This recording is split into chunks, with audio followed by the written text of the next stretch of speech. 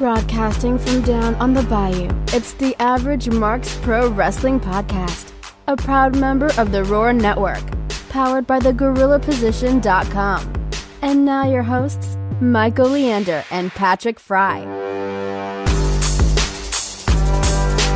And welcome to episode 69 of the AverageMarks Pro Wrestling Podcast. We are broadcasting live from the Collar and Elbow Studios. Remember, collarandelbowbrand.com. You can save 10% off on your entire order with our promo code, The Average Marks. That is one word, no spaces, The Average Marks. Collarandelbowbrand.com. Get you some awesome wrestling streetwear from Al Snow and the gang over there.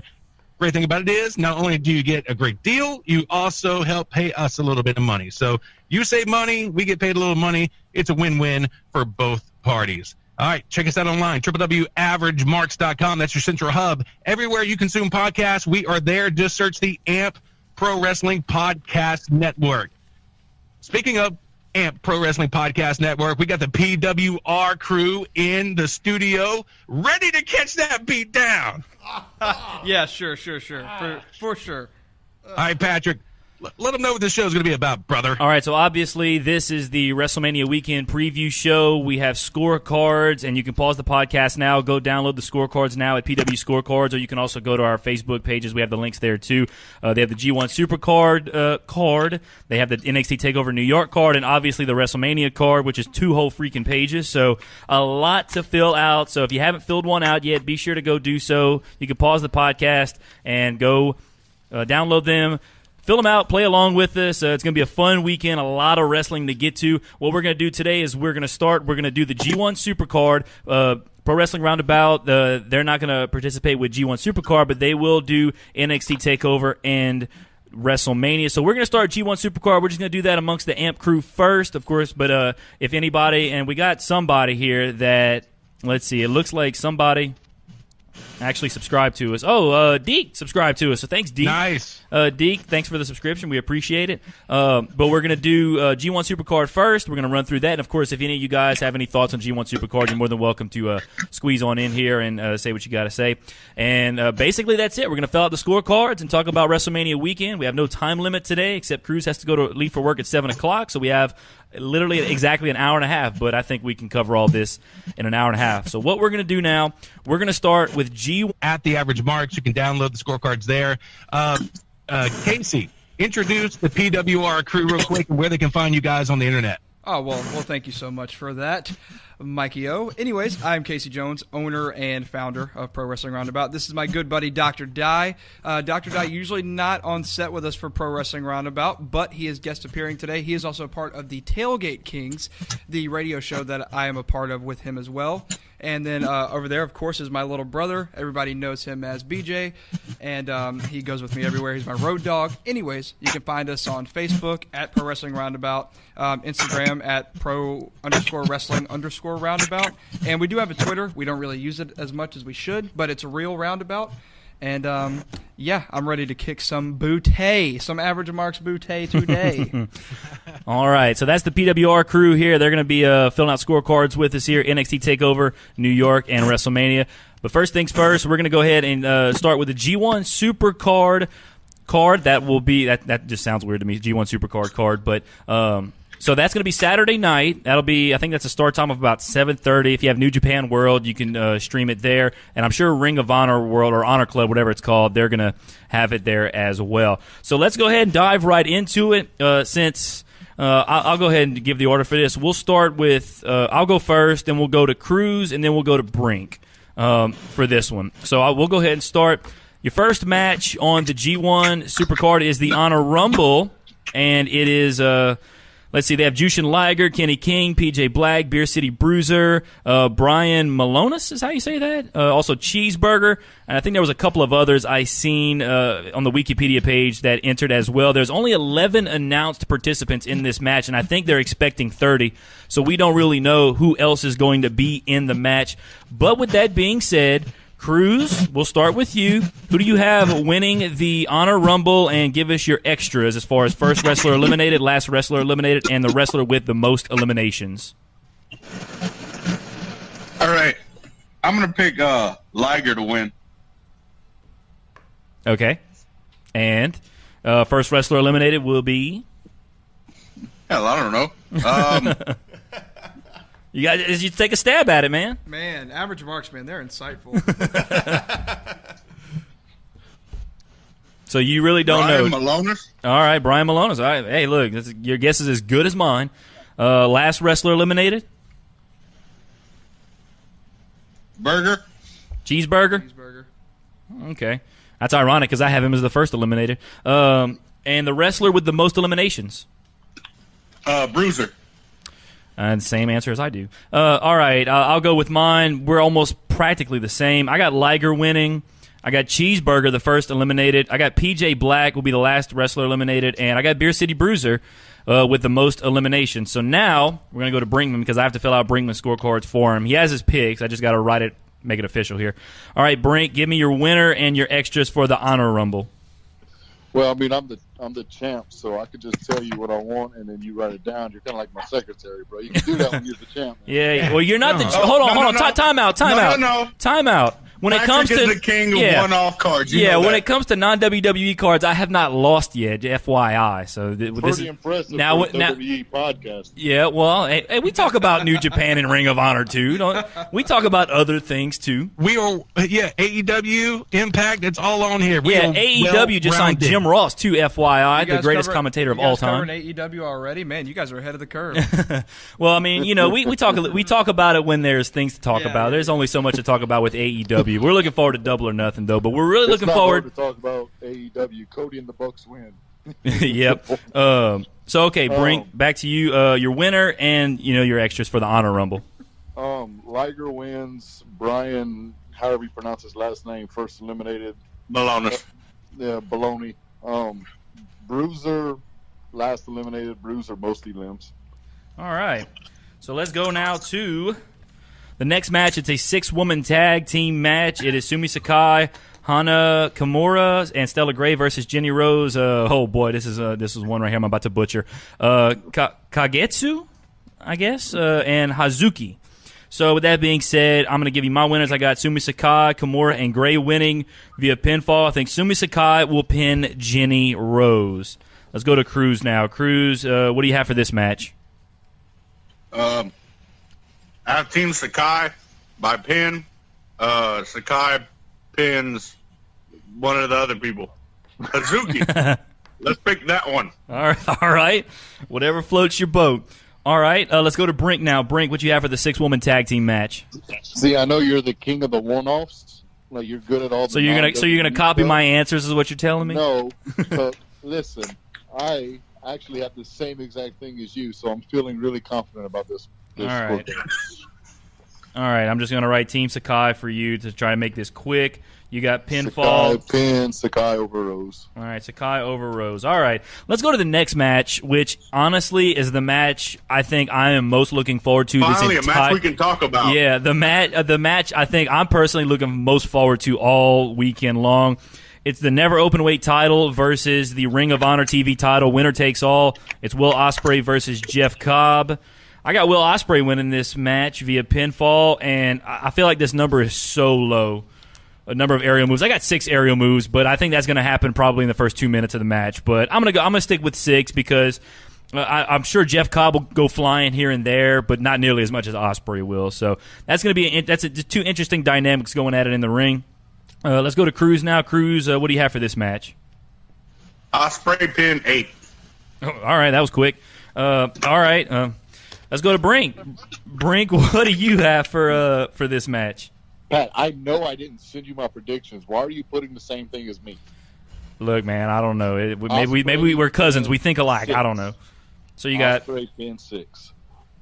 You don't want to up that number a little bit because, like I said, I felt like mine. Pat, stop peer pressuring me. All right, I just felt like 6 aerial moves was low just for Will Ospreay. All right, let's go to the next match. A straight up singles match. It's Dalton Castle versus Rush. I'm gonna go. Roosh. Okay, I always say Roosh. Roosh. Okay, Roosh. I'm gonna try to remember Hispanic, that. Say it Spanish. Well, if they'd spell it Roosh, I'd probably say Roosh. That's not Spanish. That would just be erroneous. Yeah, how many times? How many times I've told him Roosh? Look, you ever forget? Well, it happened to me. So, anyways, I got Dalton Castle over Roosh via pinfall. The boys' interference or distraction, I'm going to say no. I'll say no because I don't know who the hell the boys are. So I'm going to say no for that. Follow the product, Cook.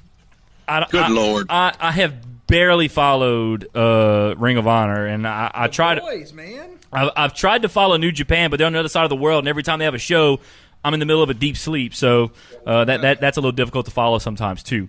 But that's what I got for that singles match. Let's go to Cruz now. Cruz, what do you have for that singles match? I have Castle by pin, and yes, the boys interfere. Dalton Castle literally uses the boys as a weapon.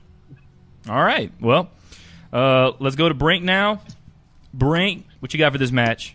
Yeah, if anybody follows the podcast, they already know who I'm picking. I'm going Roosh by pin, and yes, they interfere. All right. Let's go now Because to Roosh is ingobernable. you're the biggest Los Ingobernables de Japón mark on the planet, Jonathan Brinkman. Let's go now to the next match. It is the Women of Honor World Championship match. It's Mayu Iwatani, I think, versus Kelly Klein. So I got Mayu Iwatani winning via pinfall. Match time bell to bell. I'm going to say 11 minutes. I'll go 11. Oh, my God. What's wrong with that? Is it the same thing you got? Or The same exact thing I got. Well, at least I can write it down now. So let's go to Cruz. Cruz, what you have for the Women of Honor World Championship match? Kelly Klein by pin, 12 minutes. All right, and we already know what Brink has. Iwatani, pinfall, 11 minutes. So, Brink, I don't know what it is. I guess me and you just think alike. I don't know. We're going to be co-champs. I don't think so, Scooter. So It's okay. I have enough C-Block trophies to go around. All right, well, that sounds good. Let's go to the next match. They got a lot of matches here for this G1 Supercard. It's a New York City street fight. It was originally supposed to be an open challenge, and I'm guessing it was answered by Juice Robinson. It's Bully Ray versus Juice Robinson, New York City street fight. I got Juice Robinson winning this match because I think Juice needs a nice little victory like this because lately, I don't know, he just hasn't been getting these big victories. So I'm going to go with Juice Robinson via pinfall. Was it Megaran? Am I saying that right? No idea. Sure. Oh, well, Megaron, interference or distraction. I'll say yeah because it's a street fight. So I think, anything can happen in a street fight, obviously. So I'm going to go yes on that one. Let's go to Cruz. Cruz, the New York City street fight. What you got? Juice Robinson by pin and a yes. All right. Brink, what you got for the New York City street fight? Juice, pin, yes. All right, Juice, pin, and yes. All right, sweet. IWGP Junior Heavyweight Championship, Taiji Ishimori, the Bone Soldier, versus Dragon Lee versus Bandito. I'm going to go with Taiji Ishimori on this one. I think he'll retain via pinfall. I think he'll pin Dragon Lee. And I think the number of aerial moves, also, I feel like this is going to be too low again. But I'm going to say 9. I got 9. You got 3 guys that are just going to fly all over the place, all over Madison Square Garden. But I'm going to say 9 in this match, so that's what I have. Let's go to Cruz. Cruz, what do you have for the IWGP Junior Heavyweight Championship? Bone Soldier by pin. He's going to pin Bandito. And I got 12 aerials. Oh, okay. A little more aerials than I got. Brink, what you got for this match? All right, Pat, you ready? Yeah. Ishimori, pin, Dragon Lee, 13. All right, cool. So we're going to have to keep a track of those aerial moves because that's the difference between us in that match there. All right, let's go now to the next matchup. This one's going to be another good one, I think. It's the IWGP Heavyweight and the Ring of Honor World Tag Team Championships, another title matchup. You got the Guerrillas of Destiny versus Villain Enterprises versus the Briscoes versus Evil and Sonata. So I will go ahead and go first again. I got Evil and Sonata winning this match via pinfall. I think Mark Briscoe will take the fall, and I think Sonata will make the fall. So let's go to Cruz now. Cruz, what do you see happening in that match? I have no idea. This one's hard. This is a hard one. Yeah, I know, right? That was tough. This is one of the tougher ones to pick on this card. I'm trying to think who they would feel like putting the ROH titles on as well. Well, you want me to go to Brink and come back to you? Yeah. All right, Brink. Yeah. Brink, what you have for this match? Evil and Sonata, Oh, okay. of course, by pin. Okay. think Jay Briscoe, Jay Briscoe takes the fall, and Evil makes the fall. All right, Evil makes the fall. Okay, well, once again, that's the difference between that and our match. All right, let's go back to Cruz. Cruz, did you come up with a winner yet? Yeah, I got a winner. All right, go ahead. I have the Briscoes. Oh, interesting pick. Because Briscoes were once also IWGP Heavyweight Champions. Yeah. The other three listed were never ROH champions. Ah, okay. And you're by pin. Okay. Alrighty, so there you go. And my phone keeps falling here. Well, I guess That's got to suck to be the guy to get booked to get pinned by the dude that smells like a dumpster. All right, He doesn't smell like a dumpster. He smells like chicken shit. It's different. Smells like chicken what? Don't say it again. Oh, mark that. Yeah. Chicken is. Well, luckily we're not going to be on radio this week, so that's okay. But we'll let me see. I'm going to mark it for you here. All right, I got it. Okay, so all right, let's go to the next match here. It is the British Heavyweight Championship. It's Zack Sabre Jr. defending against Hiroshi Tanahashi. I got Tanahashi winning this match. I think Tanahashi will be the new British Heavyweight Champion. He'll win via pinfall. Match time bell to bell. I gave it 18 minutes. I think that'll be a really, really good match. Zack Sabre Jr. is going to pull some plenty of new submissions out of his backside, and that's going to be a fun match, I think. So we'll go to Cruz now. Zack Sabre Jr. versus Hiroshi Tanahashi, British Heavyweight Championship. What do you got? I have ZSJ retaining by submission. Some oddly named submission involving napalm and death. And match time, I have 17 minutes. All righty. Let's go to Brink. Brink, what you have for the British Heavyweight Championship match? I got Zack Sabre as well by submission. I got 21 minutes. I gave it a couple extra minutes because Taka's going to be there to give him a proper. You're right. You got a point there. All right, let's go to the next matchup here. It's the IWGP Intercontinental Championship match. Another one that was a little bit tough for me to pick. Tetsuya Naito versus Kota Ibushi. I decided to go with Ibushi on this one. I think Ibushi is going to, get the Intercontinental Championship. He dropped the never openweight title to Will Ospreay. And I think they're going to put the Intercontinental belt on him because I think they're going to try and, they want to give him a good run here. So they'll put the Intercontinental belt on him, I think. I think it'll be via pinfall and near falls. I'm going to go with 7 near falls on that one. Let's go to Cruz now. IWGP Intercontinental Championship, Naito versus Ibushi. What do you got? Kota Ibushi by pin, and I got 6 near falls. All righty. Let's go to Brink. What you have for that match? Naito Tetsuya wins because he's from LIJ. Yeah, I was about to say because he's Los Ingo. Brinkman does not pick against Los Ingobernables de Japón ever. Well, let me give you better reasons. Okay. Last time Ibushi and Naito fought, Ibushi won, and I was in the New Japan Cup, so I think Naito gets his W back here and retains his title. Interesting. By pinfall, 9 near falls. All right, pinfall and 9 near falls. All righty.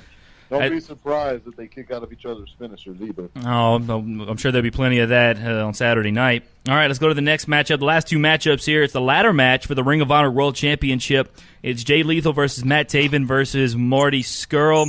I'm going with Matt Taven to win this match. First wrestler to climb a ladder with both feet on the rungs. I got Marty Scurll. First wrestler to touch the championship belt will be Jay Lethal. Outside interference or distraction, I said yes. Let's go to Cruz now. Cruz, what do you have for the Ring of Honor World Championship ladder match?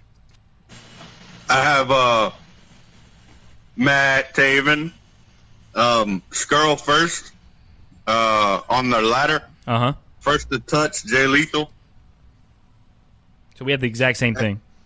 And absolutely the Kingdom is going to come out. So, yeah, we have the exact same thing. Okay. All right, let's go to Brinkman now. Brinkman, what do you have for this match? Oddly enough, I have the exact opposite thing. Oh, okay, awesome, wonderful.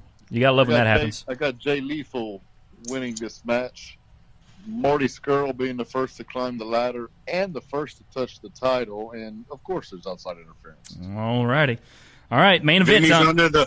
Vinny's already under the ring right now. Yeah, he's waiting. 100%. Hey, if I may jump in real quick. Go ahead. I also have Jay Lethal winning this. Okay. Yeah. There you go. I think Jay Lethal is very underappreciated by a lot of people in this business. Well, I think 115,000% underappreciated. Yep. I'd say 1,000,000%. Well, he's So he's held that Ring of Honor belt for some time now. He's had it. So I mean, and not only this time, he's held it for quite a while, quite a few times. Yeah, he's like what's the word? Cumulative days as champion. He's up there. He might have the most. Isn't he Ring the of Honor. only TV champion / ROH champion ever? He may be. I think he is. I'm not extremely familiar with the history of Ring of Honor as far as Jay Lethal goes, but I do know he's held that belt for a long, long time. And like I said. You talk about him being underappreciated. Of course, I think it seems like Ring of Honor certainly appreciates him having that belt on him for giving him that belt for such a long time. So, but I think Matt Taven will get it. Let's go to the main event now. IWGP Heavyweight Championship, Switchblade Jay White taking on Kazuchika Okada, who won the New Japan Cup, which I predicted he would. FYI. So and Shut up. hey, look, when you're right, you're right. But I don't recall anybody asking you, Patrick. so I asked myself. So I'm running the show here. So all right. So I picked Okada to win the New Japan Cup, which means I'm picking Okada to win back the IWGP Heavyweight Championship. He's going to defeat Jay White via pinfall. I think the match time will be 21 minutes, and I have 6 near falls. So we'll go to Cruz now. Cruz, what do you think is going to happen in this match? On Saturday night, everyone will breathe with the Switchblade. So Cruz going with Jay White. What you got for the extras? By pin, I have it going 27 minutes, 11 near falls. All right, let's go to Brink now. Who do you have for this match? I understand why Okada won the New Japan Cup because the American fans know Okada more than the majority of the other New Japan guys. Mm-hmm. So you have Okada headlining Madison Square Garden. It makes logistical sense. Yeah. With everything Okada has done and achieved in his career, put Jay White over Okada in MSG and get the American fans behind the guy who just beat the only Japanese wrestler they probably ever heard of. Yeah. I got Jay White winning by pin. 35 minutes. They're going to put on an instant classic. 9 near falls. Alrighty. So Brink's got Jay White. Casey, you have a pick for this match? I'm going with Jay White. Okay. And I think he's going to win and further prove why 90% of wrestling fans don't really like Jay White all that much. I'm not a big fan of his at all. I know that he's really talented, and they're trying to push him. A lot of people kind of compare him to the Kenny Omega of what he's doing. Well, apparently now. he's supposedly getting like when Kenny left. Yeah, like he's basically Jay White's getting what picking. Kenny was going to do. Yeah, exactly. Yeah, exactly. And that's all fine and good, but I just think that I don't think he needs a lot of work, obviously, because he's one of the major champions in the world. Mm-hmm. But I think in terms of like work on the microphone and maybe just cleaning up a few things in the ring, and I think he could be considered that elite level, but I don't think he's quite there yet. But I do think he wins on Saturday. All right. Well, I will say worldwide, and especially here in the States, I think your point is very accurate. In Japan, he is 100% the most hated heel. Yeah. Like, the Japanese fans gave him, after Okada won New Japan Cup, Jay White came out to confront. The fans in Japan gave him the Roman Reigns treatment. Every time he tried to talk, they started booing. And every time he tried to talk, they booed louder. He'd stop. He'd try to talk. They'd boo louder. It was absolutely amazing. Yeah, and I mean that's what sells, isn't it? Especially with the with the bad guys, because now people are paying their money because they want to see this guy lose. Exactly. Everybody in Japan wants Okada, Tanahashi, Naito, somebody to beat Jay White because they absolutely can't stand the guy. Yeah, and that, my friends, is a good heel. Yeah, you're right. He's one of the, and I've been saying it for a while. I think Jay White, he's right now, he's the best heel in New Japan, and I consider him one of the better heels. Probably, I'd put him in as far as top 5 heels on all of pro wrestling right now. I would definitely put him up there. I would agree with that.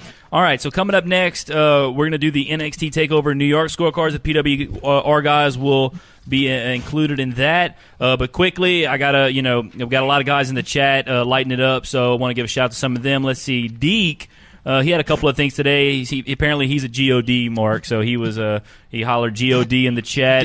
Ain't nobody realer than Gorilla. Deke just yells a lot in the chat. That's just what he. But Deke is really an Lij, Mark. Oh, really? 100%. Well, him and Brinkman would get along 100%. perfectly then. Scott Duplichet, I guess making fun of me when I used to say ricochet and not ricochet. I just it was the way I'd say it. I was taught by the great Gene Fall to say it that way. Let's see. Yeah, but he don't know squat about wrestling. No, he does not. This is what Deke also said this about Brian Malonis. He's a bigger guy, may go deep. He's been teaming with Bruiser a bit. Okay, and then he also said Supercard was 6+ hours last year. Brink and Cruz know that firsthand because they went. So I was also there. You were there too? Oh my gosh, yes, it was so long. Yeah, BJ was there with me too. We got there. We spent like 12 hours in that whole place. The show started at like 6:30 or 7, and we were like, man, they're gonna squeeze all this into like 3.5 hours. No, we didn't leave till after 1 in the morning. Cool. Yep. But I tell you and what, we all got there and did meet and greets beforehand, and that was at like 12. Yeah, I think we got there at 12 or 1 p.m. So we were there like 12 or 13 But hours. did anybody truly complain about the length of Supercard No, not last at year? I don't think any. I didn't hear one. Now everybody complains about the length of WrestleMania, but nobody complained about it now. That's because Supercard was good wrestling. Yeah, I mean every match was just. Yeah, it was fantastic. I mean, Punishment Martinez went out there and put on a show, almost broke his neck like 3 times. Oh yeah, you had that ladder match with the Bucks. Yeah, that was a great match. And then I mean, Cody and Kenny wasn't even that great of a match, but the story itself. Who was it that fought with Hangman? Was it Ibushi and Hangman that fought last year? Ibushi and Hangman. Yeah, that was another good match. Yes, that was so probably good. the best match I've ever seen live. That was a great match. And then we didn't think that anything could top that ladder match, and then Kenny and Cody happened, and we were like, well, crap. They're really doing Marty and Dalton a disservice by putting them on main event, and they went out and had an even better match. They did have a better match. It just because the crowd was so exhausted after Kenny and Cody. There was like no reaction to Marty and Dalton, and I felt really bad because it was a solid match. They just had no chance following Kenny and Cody. No one knew when to shush. Everyone was doing this every time someone grabbed a hand. It was like, come on, watch the product, guys. Yeah. Alrighty, Deke, one more time. He's hollering flip, so he's hollering more stuff. Match of the night was Ibushi versus Hangman. That's what Deke said. It was good. And he also talked about how apparently, I don't know if did Deke go with y'all?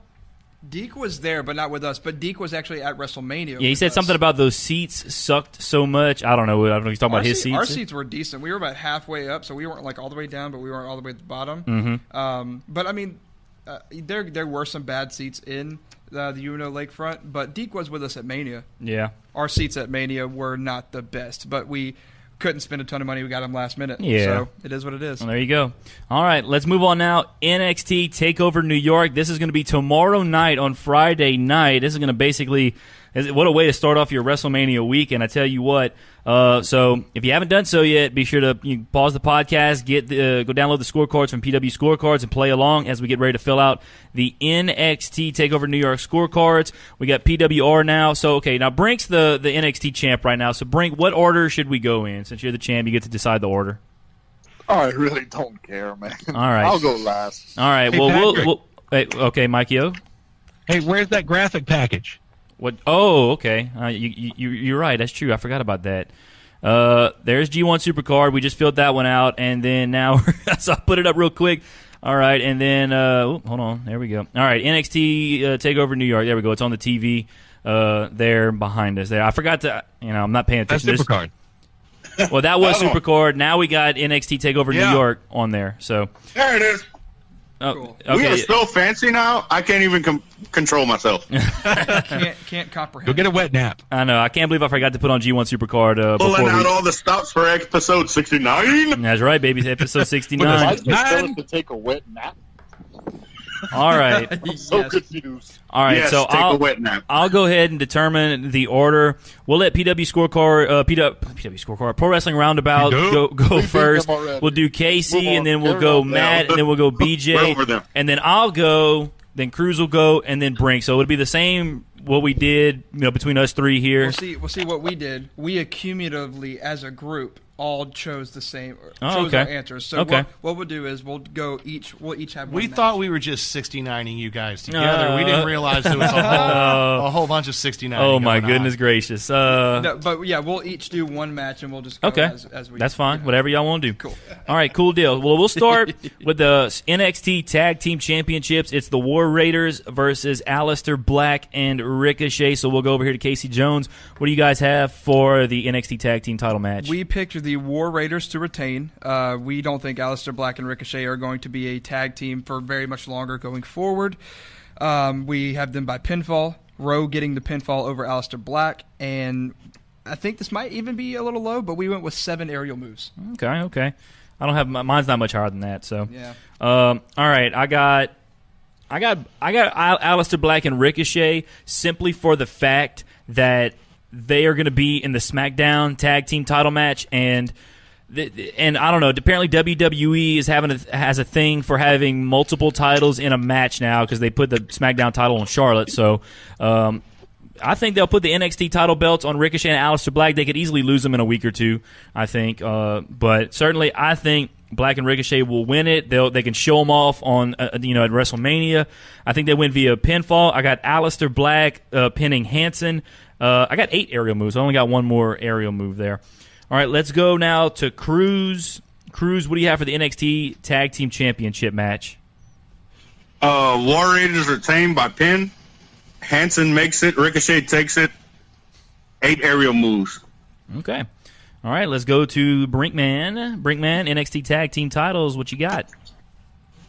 War Raiders by pin, Hanson over Ricochet, 7 aerial moves. The reason that I picked Hanson is because when they hit that fallout, Hanson's normally the legal man after he hits that leg drop. Who you got taking the fall? Ricochet. Okay.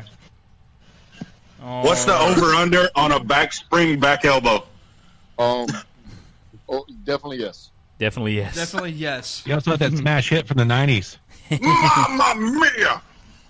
All righty, let's That's the over-under we need to focus on. How many times Mamma Mia is yelled. That's going to be in the The main whole event. night? The whole night or just the main event? Because I think the main event is going to be the whole equivalent to night. the whole night. yeah, The whole night over under 15. yeah, the whole night. It's going to be wild tomorrow night, I tell you what. All right. I got about 3 per match. Fair. There you go. Yeah, it comes up to 15. All right, let's go now to the next match. It is the United Kingdom Championship. I'm upset that Conrad's not here for this. It's Pete Dunne versus Walter. So we get our first major look at Walter here. All right, let's go now to PW Scorecards. Matt's going to go ahead and give us the picks for this one. Matt, what do y'all have for the United Kingdom Championship? Look, we know Pete Dunne's had it for a while, but look, we're going to market 0 here. We're taking Walter. All right. Taking Walter with the pin. We're going to have 4 near falls. I think the match can be about 13 minutes. Okay. All right. I also have Walter winning the match. Pete Dunne's had the longest title reign in WWE, probably in a he's the current longest title holder in any brand, any level. I think they've been trying to find somebody that who's a big name that we can get to get this belt off of Pete Dunne. Although Pete Dunne's been a tremendous champion. Pete Dunne, I have nothing bad to say about Pete Dunne, but I think the time is now. I think they got this guy in Walter. He's a big name. He's a well-known name, and I think he's going to pin. I got him via pinfall. I think there's going to be 6 near falls, and I got the match time about 17 minutes. Pat, 680 days as champion so far for Pete Dunne. Yeah, that's absurd. I don't like Pete Dunne. You don't like Pete Dunne over there? Oh, come on, man. I love Pete Dunne, but I think I agree with you. It's time for Walter. Yeah, I mean, Pete Dunne's had a tremendous title run, but now you find. I think you have somebody who can legitimately take it off of him and run with it with Walter. I don't know if he'll run very fast, but certainly he'll run with it. All right, let's go to Cruz The only now. time that belt should come off of Pete Dunne is that they're moving him to the main roster. Oh, you think Mikey O's a huge bruiserweight fan? I think going to the main roster is overrated nowadays. But I agree with that. That is true. I think For a lot. the love of God, stay in NXT. Yeah, a lot of. Trust me, there's probably a lot of guys that are saying, "Please don't call me up. Please don't call me up." Let's go to Cruz now. Cruz, the United Kingdom Championship. What do you have? The only thing Pete Dunne's leaving with that night is a big handprint across his chest. I got Walter winning by pin. 6 near falls, 13-minute match. All righty, let's go back to Brink now. Brink, United Kingdom Championship, Pete Dunne versus Walter. What you got? To be fair, I do love Pete Dunne. He's 22 years old. Yeah, he's a very young guy. Anywhere. He's got a bright future ahead of him in NXT main roster. Wherever he goes, he's going to win more titles. He's going to have a longer reign. He's the man. There's no reason for him not to drop it to Walter right here. Walter by pin, 6 and 12. And to be honest, the only loser in this match is going to be Pete Dunne's chest. Yeah. Casey just showed me a picture. Who was it that took that? Yeah, he's showing me pictures right now. Well, I don't know if you could show it to the camera. I don't know if the camera would be able to really see it. I don't know who this first guy was, but this was the first chop he laid on a competitor in NXT UK. Oh yeah. But then this one, I think this is PCO, and yeah, that's unbelievable. Oh my God! Look at the blood vessels just gone. I think Walter. Is it safe to say Walter has the I would say I'm gonna say the most lethal chop in pro wrestling right now. Yeah. Yeah. I mean, he's up there. Yeah, it's pretty safe. It's wild. I would never. How much would it take for you guys to take? Like, how much money would it take for you guys to take a chop from Walter? $1 billion. $1 billion. $1 billion. BJ said it got to be $1 billion for him. It's got to be. It's got to be a rather large stack. I tell you that. I have. If you give me enough to pay off my student loans, I'll do it. That's all I'm saying. If it would make it go viral, I'd take it for the team for free. No, wow. Okay. Do I get to meet Walter? No. Give me a 5-spot and a Big Mac. I'm good. Just to meet Walter, huh? All I right. have a house note to pay, so I'll gladly take some money. Hell yeah. I feel like we should start a charity now. Like, I know, you guys, GoFundMe, You like, guys, yeah. you guys getting GoFundMe slapped by page, Walter. so take Yeah. You know, I mean, It could be like, A pack of smokes and a rock star, and you can chop me. Like, yeah, like, well, I was about to say, like, you could do like one of those kissing booths where you pay $1 to, get a kiss or whatever. Like, you get paid, like Walter gives out or whatever, you got to take a chop. So, you know where I'm going with that. But I don't know if I'd want to pay to get chopped, that's for sure. All right, let's go to the next match. It's the North American Championship, the Velveteen Dream taking on Matt Riddle. I think this is Matt Riddle's first one-on-one championship match in NXT. That's right. So let's go back to PWR. Casey, what do you guys have for the North American Championship match? This one was tough, but I think we're going to go with Matt Riddle. Okay. I think we're going to go with Matt Riddle just because there aren't a lot of people that I feel do this, but Velveteen Dream's one of them. I feel like he exceeds a championship. I don't think he needs it. Yeah. And I think them putting it on him was just as I don't want to say transition, but I think it's in this match. And I've got about 16 minutes on the match. Okay, all right. Let's go now over to me. I think Matt Riddle's another one of those guys. He's one of the fresher guys in NXT. He's going to have a much longer run, I think, down the line. He's going to have championship opportunities. I think the Dream's another guy, obviously a real young guy, and he's going to have a bright future as well. I think they want to give him a good, solid title run. So I think they're going to on this particular stage, they're going to have Velveteen Dream. He's going to retain against Matt Riddle, and this might not be the last time we see these two go at it, for all I know. But I got Velveteen Dream winning via pinfall. I think there's going to be 5 near falls, and I got about 13 minutes match time for that. Let's go to Cruz now. Cruz, North American Championship. What do you got? I got Velveteen Dream by pin, 4 near falls, 14-minute match. All righty. Brinkman, what you got for the North American title match? Brinkman? My bad, I was muted. Oh, okay. This is my opinion, and this can be argued, and it's fine. This is not a definitive thing. I think Dream is one of the most charismatic black champion that WWE has had since The Rock. Oh, okay. Very interesting. And with this Kofi storyline, the way it's going, I think it's very important for WWE to handle this right. I think Dream wins because, one, Dream is awesome. He is. He's fantastic. Dream is amazing. Black, white, Mexican, whatever. He is amazing. But Dream is also a gimmick that I think is made for NXT. I think Dream on main roster, they don't know what to do with him, and he gets lost in the shuffle, similar to a lot of guys from NXT nowadays. Yeah. NXT with or without a title, Dream in NXT with or without a title is money. There's no doubt about that. But I think they give Dream a good little title run. Dream by pin 5-15. 5-15. All right. Ryan Well, if Bowman's he in keeps the running house. his mouth on Twitter, he better get used to taking $25 bookings in the Indies. Dream ain't going nowhere. Who's that? No, Velveteen ain't going nowhere. The dude comes out after the whole Hulk Hogan debacle and came out like mimicking Hulk Hogan. Like, I mean, and then He wore a pair of Dream tights is that Yeah. said, "Call me up, Guys. Vince." Come yeah, on. like Velveteen Dream, he's doing it right as far as I'm concerned. Ryan Bowman is in the chat. He said, "LOL, sorry I'm late." He also said Casey Jones, smartest guy in the house. That's what Ryan Bowman had to say. Yes, yes. He said best hair, too. Come best. on. You just say best hair too. Hey, Ryan Bowman, where you live, man? I'm going to mail you a T-shirt. Come on. Scott Duplichet, Ryan has fallen and hit his head. That's what he said. So that's what Scott Duplichet had to say there. Some good fun there in the chat. We appreciate you, Ryan, hanging out, coming by.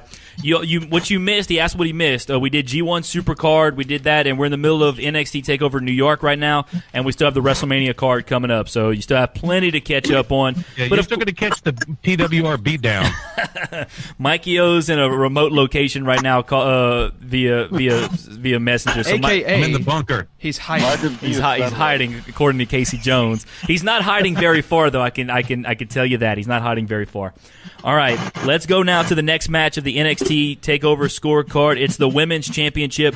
It's a fatal 4-way, and it is Shayna Baszler versus Io Shirai versus Bianca Belair versus Kairi Sane. So let's go now to PW. Keep saying PW. I was going to keep saying PW I scorecards. feel Pro like Wrestling Roundabout. there's a total tie-in right there, Casey. Why did you not capitalize on this PWS sheet thing with PWR? Man? It could be What are you doing? because obviously I'm getting You're confused getting here. confused. It should be right there. All right, Yeah. we're going Shayna here. We're gonna take We're gonna take Shayna. We're gonna take her in a submission over Sarai. Only three aerial moves, but yeah, there's gonna be some outside interference for sure. For Yeah. sure. That static is back, and it's pretty gnarly. Yeah, where's it? I don't know where it's coming from. Honestly, it may be coming from Cruz. I think. Hey, we beat down the PWS crew. It needs to be called the AMP scorecard now. Oh. Well, did we beat PW scorecard? Because we went up against PW scorecards back in September. Remember that. I mean, I kind of trust me. A lot of in life has happened between now and then. I Like just it wasn't forget even things. close. Good stuff. Ryan Bowman said good stuff from the boys down south. Loving it. Well, we appreciate the love from Ryan Bowman here. We're having a good time. We got a party going on here. This is by far the most people we've ever had on the podcast at one time. By far, really. I think the most we've ever had at one time was like 4 or 5. We got 8 in here right now. So we're rolling 8 deep here this afternoon. All right, this is what I got for the women's NXT Championship Fatal 4-Way NXT. Y'all pick Shayna Baszler. Yep. I think Shayna Baszler's call up is going to be very, very soon. So I don't think she's walking out with the NXT Championship, Women's Championship. I'm going to pick Io Shirai to win the Women's NXT Championship. I think Io Shirai could be the next big thing as far as the women's. You want to call it the women's revolution, whatever you want to call it. I think Io Shirai is going to be the next big, great, and you have an Oscar right now, of Japanese descent. She's really good. I think Io Shirai could be on that Oscar level. She's very, very close as far as I'm concerned, as far as her in-ring ability. Plus, she has the most lovely, the most perfect moonsault. When she does a moonsault off the top turnbuckle, it is the most just majestic thing. Isn't that crazy how she has the great moonsault and Kyrie has the great elbow? Mm-hmm. Isn't that wild? That's crazy. But they would also make a great tag team. But I got And she got them cheeks. Yes, Don't forget that. Yeah, that's right. You're right about that. And I know Brinkman loves the Asian lady. So, but I got Io Shirai via pinfall. I think she's going to pin Shayna Baszler, and I think there's going to be 6 aerial moves. And of course, yes, outside interference. You got Jessamine Duke and Marina Shafir out there. Yeah, obviously there's going to be some interference there. Let's go to Cruz now. Cruz, what do you have for the NXT Women's Championship match? Okay, I have the best wrestler you've seen in forever by submission. And which one is that? Io Shirai Okay, yeah. I keep forgetting who takes that the is. submission. What's this? 5 aerial moves and most definitely interference. Alrighty, let's go to Brink now. Brink, what do you have for this match? The best wrestler you've seen in forever by submission, Io Shirai for yes. And The reason I'm picking Baszler is I agree with you, Pat. I do think she's getting called up, but they also like to even if she. Wait, you picked Baszler to win? Yeah, they're saying EO is going to tap. Oh, okay. Shirai's All going right. to be the one to tap. Baszler is the best wrestler you've seen in forever, Pat. She's doesn't pretty follow the good. product. She's pretty good. Honestly, look, I'm like, I have mixed feelings about Shayna Baszler. I don't know. I don't know what it is. I think she's good. I think she's great. But there's something about her. I think she's going to get called up. But honestly, I think she's one of those women. Just, I don't know. First of all, I don't find her that attractive. That might be part of it, but she's a great wrestler. She is. Baszler doesn't win because she's not going. Because I don't know, she just doesn't have because she's milquetoast and boring. Let's be honest. Look at every other woman on the roster. They're just like they all have just this look, and I really can't pinpoint this look, but you know what it is, Pat. But Shayna has like that rugged, like just brawler look. Exactly what it is, Pat. What is it? She's an athlete. She's a mixed martial artist too. She obviously has an athlete. Yeah, she is an athlete. Like I said, she's a tremendous competitor, but there's just something about her. I don't think the main, like when she goes to the main roster, Rousey ain't nothing to look at. She's more to look at than Shayna Baszler, in my opinion. But you see, the thing about Ronda Rousey is Ronda obviously has the name recognition. Shayna Baszler doesn't really have, obviously, the name recognition that Ronda has. And like I said, she's great in the ring. I thought the match she had with Kairi Sane back at, I think it was back in November at War Games. They had an amazing match, I thought. I don't think so. I like Shayna Baszler in the ring. I just don't think when she gets, and I think she's going to get called up, but I think she's just going to be a bust when she gets to the main roster, because I don't think the fans are going to get behind her just because she just has that rugged look. I don't know. I just don't think the fans are going to get behind her. That's just my opinion. She'll be Ronda's enforcer. That's true. I think that's the only way that the fans even might be somewhat interested in her is if they do the 4 UFC horsewomen thing. That's not happening for a while. Ronda's going away for a little bit. Yeah, and I think Ronda's going to be going after this too. All we've actually come to, Pat, is that your taste in women suck. What you mean? What you mean? What you mean? Peyton Roy should have been the hottest woman in wrestling. First of all, I never. Wholeheartedly agree, by the way. I never said Peyton Royce wasn't fine, by the way. We all agree. I believe we had a day where me and Brink didn't make it, and no one counted our votes. Dude, no, our champ is totally worthy. Scarlett Bordeaux is a smoke show. Yeah, Scarlett Bordeaux is certainly worthy. I'll take Peyton Royce over Scarlett Bordeaux any day. Well, I mean, that's debatable. I might. That's debatable. Hey, Cruz, we're off topic. All right, so real quickly, Brink, we got into a little big discussion there. You have Baszler winning. Was it by submission? Yes, by submission. And Shirai's Shirai takes it. And then a number of aerial moves. 4. And yes. Yes, Baszler's going to do a triple moonsault. All right, real quickly before we get to the NXT Championship match, a lot of discussion in the chat from this past match. Deke agrees with me on Io Shirai winning. He thinks she's going to win too. Scott thinks that's bold. Deke also said Sane will make the save and Io will win. She's a pit bull. Scott Duplichan thinks Baszler will win. Ryan Bowman thinks Baszler is a superstar. She will be a hero to a certain percentage of the audience. If Ronda, also Deke said if Ronda sticks around and goes to SmackDown, Baszler will go with her. And Ryan Bowman also says the LGBTQ crowd will love Baszler, and that part of the audience will be very vocal in the next few years. You got a point there, 100%. Yep. So yeah, that part of the crowd I think is going to get behind her. Like I said, there's just something for me personally that I don't know that Shayna's missing. That's just me. But all right, let's go now to the NXT Championship match. Another match that I am really, really excited about. Can't wait to see this tomorrow night. 2 out of 3 falls. It's Johnny freaking Wrestling Gargano taking on Adam Cole Bay. So with that being said, let's go to the Pro Wrestling Roundabout.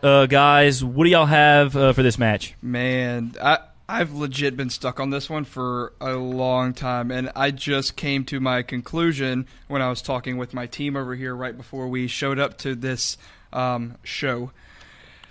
We're going to go with Adam Cole. Bebe. There you go. Okay, all right. There you go. Yeah, look, you gotta say it every time. Yeah, I'm gonna get in there. So 2 out of 3 falls. We're going with Adam Cole, Bebe.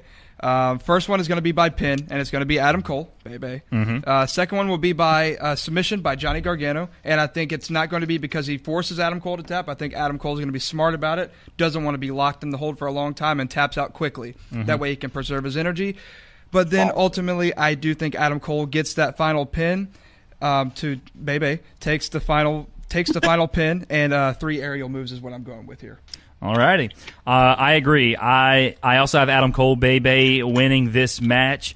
First pinfall, I think Adam would be pinfall. I think Cole gets the first pin. I think Gargano will get the second fall via submission, and I believe that obviously, because when you do 2 out of 3 falls, you know more than 9 out of 10 times they're going to go 3 falls. You're splitting the falls, yeah. Yeah. But I think Adam Cole, Bebe eventually wins it via pinfall, the final pin. I got 9 aerial moves in this match. This is going to be a fun match, I tell you what. This was really tough because I can see Gargano winning too, but part of me thinks that Gargano may get called up in some sort of fashion too. There's rumors he could be going to 205 Live. I hope not. Yeah, part of me hopes that does not happen, but Scott Duplantis also says there's no way Adam Cole, Bebe, does not become the champion. It is his time. And since Scott said it, now Gargano's going to win. And I agree. I think it's Adam Cole, Bebe's time. I just think it's time to put that strap on him. Johnny Gargano, in my opinion, honestly, doesn't even need a strap. That dude can put on clinics like nobody's business. So, and I think Mikey O's down there. Now is the time, and the time is now. He put it in the chat there. So let's go to Cruz now. Cruz NXT Championship. What do you have? I have Adam Cole, baby. That's all. That's all I have. Okay, and now fall 1, 2, and 3. Gargano taking the first one by submission. Adam Cole, baby, taking the second one by pin. And then, obviously, the last one's going to be pinned by Adam Cole, baby. Yep. And I have a buttload of aerial moves, like 15 of them hoes. 15? All right. All right, let's go to Brinkman. 2 out of 3 falls, NXT title, Gargano, Cole. And also the Undisputed Era will be with Adam Cole, apparently. That's what it says on the scorecard, so they would not count as unscheduled, FYI. So let's go to Brink. Brink, how do you see this match playing out? I think Gargano gets the first fall by submission with the way that Casey said earlier. He's going to lock into Gargano escape, and Cole's is going to tap quickly to get it off. That's a typical heel move, and it's smart, and I love it. Yep. I think Adam Cole, Bebe, is going to get the second fall by pin. And then I think Adam Cole's going to get the final fall by pin. Adam Cole, Bebe, excusez-moi. By pin, giving him the victory. Cruz, I also have a buttload of aerial moves. I got 4. 4? 4 aerial moves. 4 aerial moves, all right. And they're all going to be Gargano. Cole, I think, might do 1 dive. The rest will be Gargano. All righty. They're not really that. They're not known for their high flying abilities. Yeah. All righty. I just think it's going to be a long match, and someone's getting caught with a super kick in midair. Probably Gargano. I think Gargano's going to get caught with a super kick midair. I do think, however, I will say this too. I will add Undisputed Era, I think, get involved and cost Gargano that first fall for Adam Cole, Bebe. Then they get kicked out, and then it's going to be Gargano and Cole for the rest of the match, and then Cole's going to beat him. Yeah, that's a good call. Also, you could see the fact that maybe Adam Cole, Bebe, and the Undisputed Era decide to just sacrifice a fall and get a disqualification and just beat the holy hell out of Johnny Gargano. That's a honestly great point. And I mean that could happen, and then the ref could say, "All right, Undisputed Era's got to go," and then Adam Cole's like, "Cool, I got the rest of the match," and I've got an advantage now. So there's a lot of ways this thing could go, and ultimately Gargano could win the match. Yeah, I really could see this match going either way. I mean, at a certain point, I was like, I might have to flip a coin to figure out who's going to win this match. So, yeah. A couple of guys in the chat. Ryan Bowman said a long run by Cole helps him much more. Let's see what else they're talking about here. Also, Ryan Bowman said Gargano is more over than the national anthem. He gets cheered no matter what. Deke said, is the Panama Sunrise being counted as an aerial move? Because I think he'll hit like 3 or 4. And he also said out of nowhere. Scott Duplessis said, "Got to run, guys. Great show as always. Hope there's a surprise. Mikey O running and he takes Casey out." Scott would wish that upon me. And Ryan Bowman also said, out of all the WWE clips we post at the website, 205 Live gets no reaction. So if that's where Gargano is headed, it's where his momentum goes to die. Yeah. So. And besides, if Mikey O ran in on me, I'd hear his walker from a mile away, so it's all good. All righty. Go.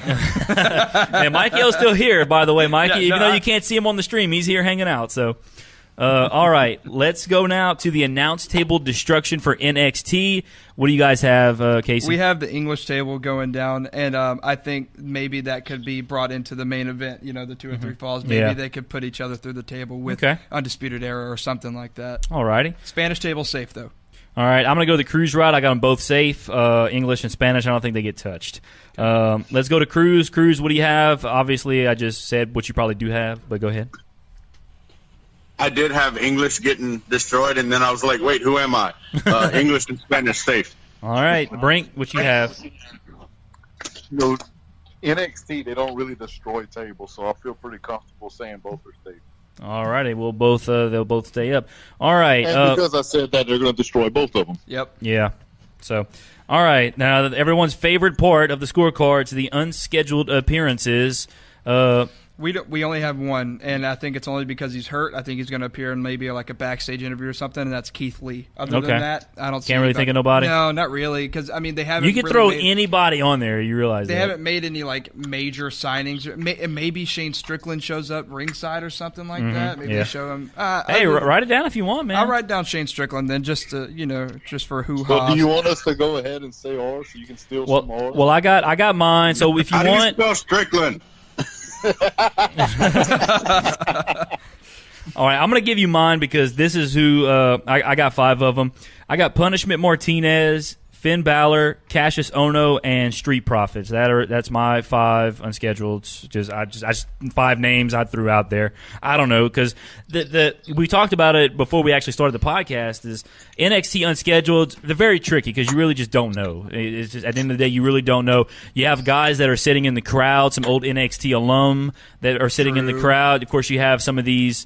There's a lot of guys on this NXT roster that don't have a match that could show up maybe after a match, confront a champion. Who knows? It's just the NXT is really unpredictable. That's the end all be all. Really, they're just unpredictable. So that's really the case for NXT. But I got Punishment Martinez, Finn Balor. I think he'll be in the crowd. Cassius Ohno, not Demon Balor by the way. It'll be Finn Balor the man. Cassius Ohno and Street Profits. That's what I got. So let's see who's this. Ratchet Palm Strike. Did Rhonda Ratchet Palm Strike in the chat via Twitch? Is that Sasha's new finisher? They said did Rhonda get advice on how to sell on her back from Sonny while in prison? Oh my Lord! Wow. Also, Deke said ACH will be in the crowd. Oh, so Donnie, ACH could be. Deke's saying they're gonna be in the crowd. So that is a really good call by Donnie. How do you spell ACH? By the way, I just wanted to. Okay, so I'll throw out some more picks real quick. Go ahead. Because I thought about it now that you mentioned some alums and stuff. Maybe KO in the crowd. Okay, yeah. Since KO's not doing a lot on Sunday. Yeah, and he's a face now, so that makes sense. And then maybe Sasha and Bailey in the crowd as well. Go ahead. They're the tag champs. That's beautiful. The women have a match. They did talk about they were going to defend their belts, and they did show up on NXT at a taping one time. So that is a pretty good pick. We might see Sasha and Bailey against Shirai and Sane, or maybe Duke and Shafir. Yeah, that's true. Yeah, you're right. I agree. All right, let's go to Cruz now. Cruz, who do you have for your unscheduleds for NXT? Okay, I have Ronda Rousey, Charlotte Flair, Kevin Owens, Asuka, and Joey Ryan's blonde friend. Joey Ryan. That would be Candice LeRae. That would be. All right, let's go to Brink now. Brink, what do you have for your 5 unscheduled, man? BTE callback. Yeah, I did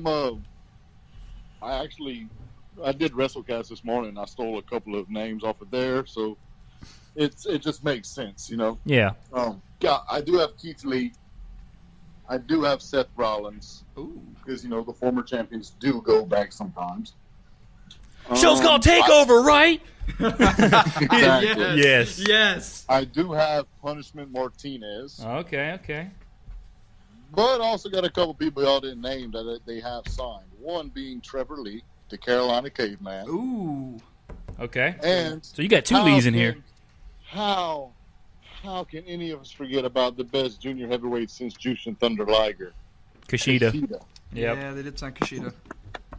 That would be very. I'll mark out if Kushida shows up. Just saying. Yeah. That's a good. I like that. I like that Kushida pick. Huh? You of all people should know how to spell Kushida, Cruz. I get confused, Cruz, with Kushida and PCO and ACH on how to spell the name. Ratchet Palm Strike say Yujiro is my hero from BTE. So Nice. So Ratchet Palm Strike, man. Feel free to. I don't know if it's a. I guess it's a guy. Feel free to give us a. Feel free to give us a follow or subscription, man. Follow us on Twitch. That's where you are, because I could tell by the little crown next to your name.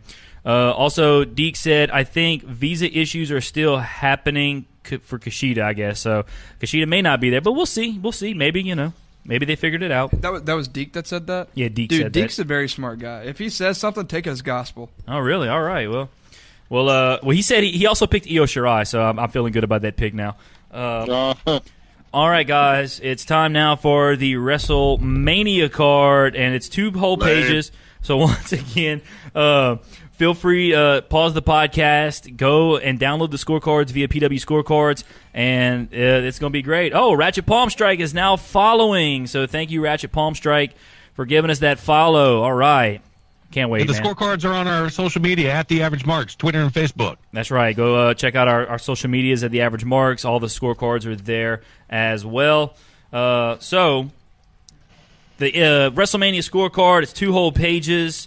Let's see here. And there's the one page is all the championship matches, and then the other side is the non-championship matches, along with the announce table destruction and the unscheduled appearances, which you're allowed 10 unscheduled appearances as well.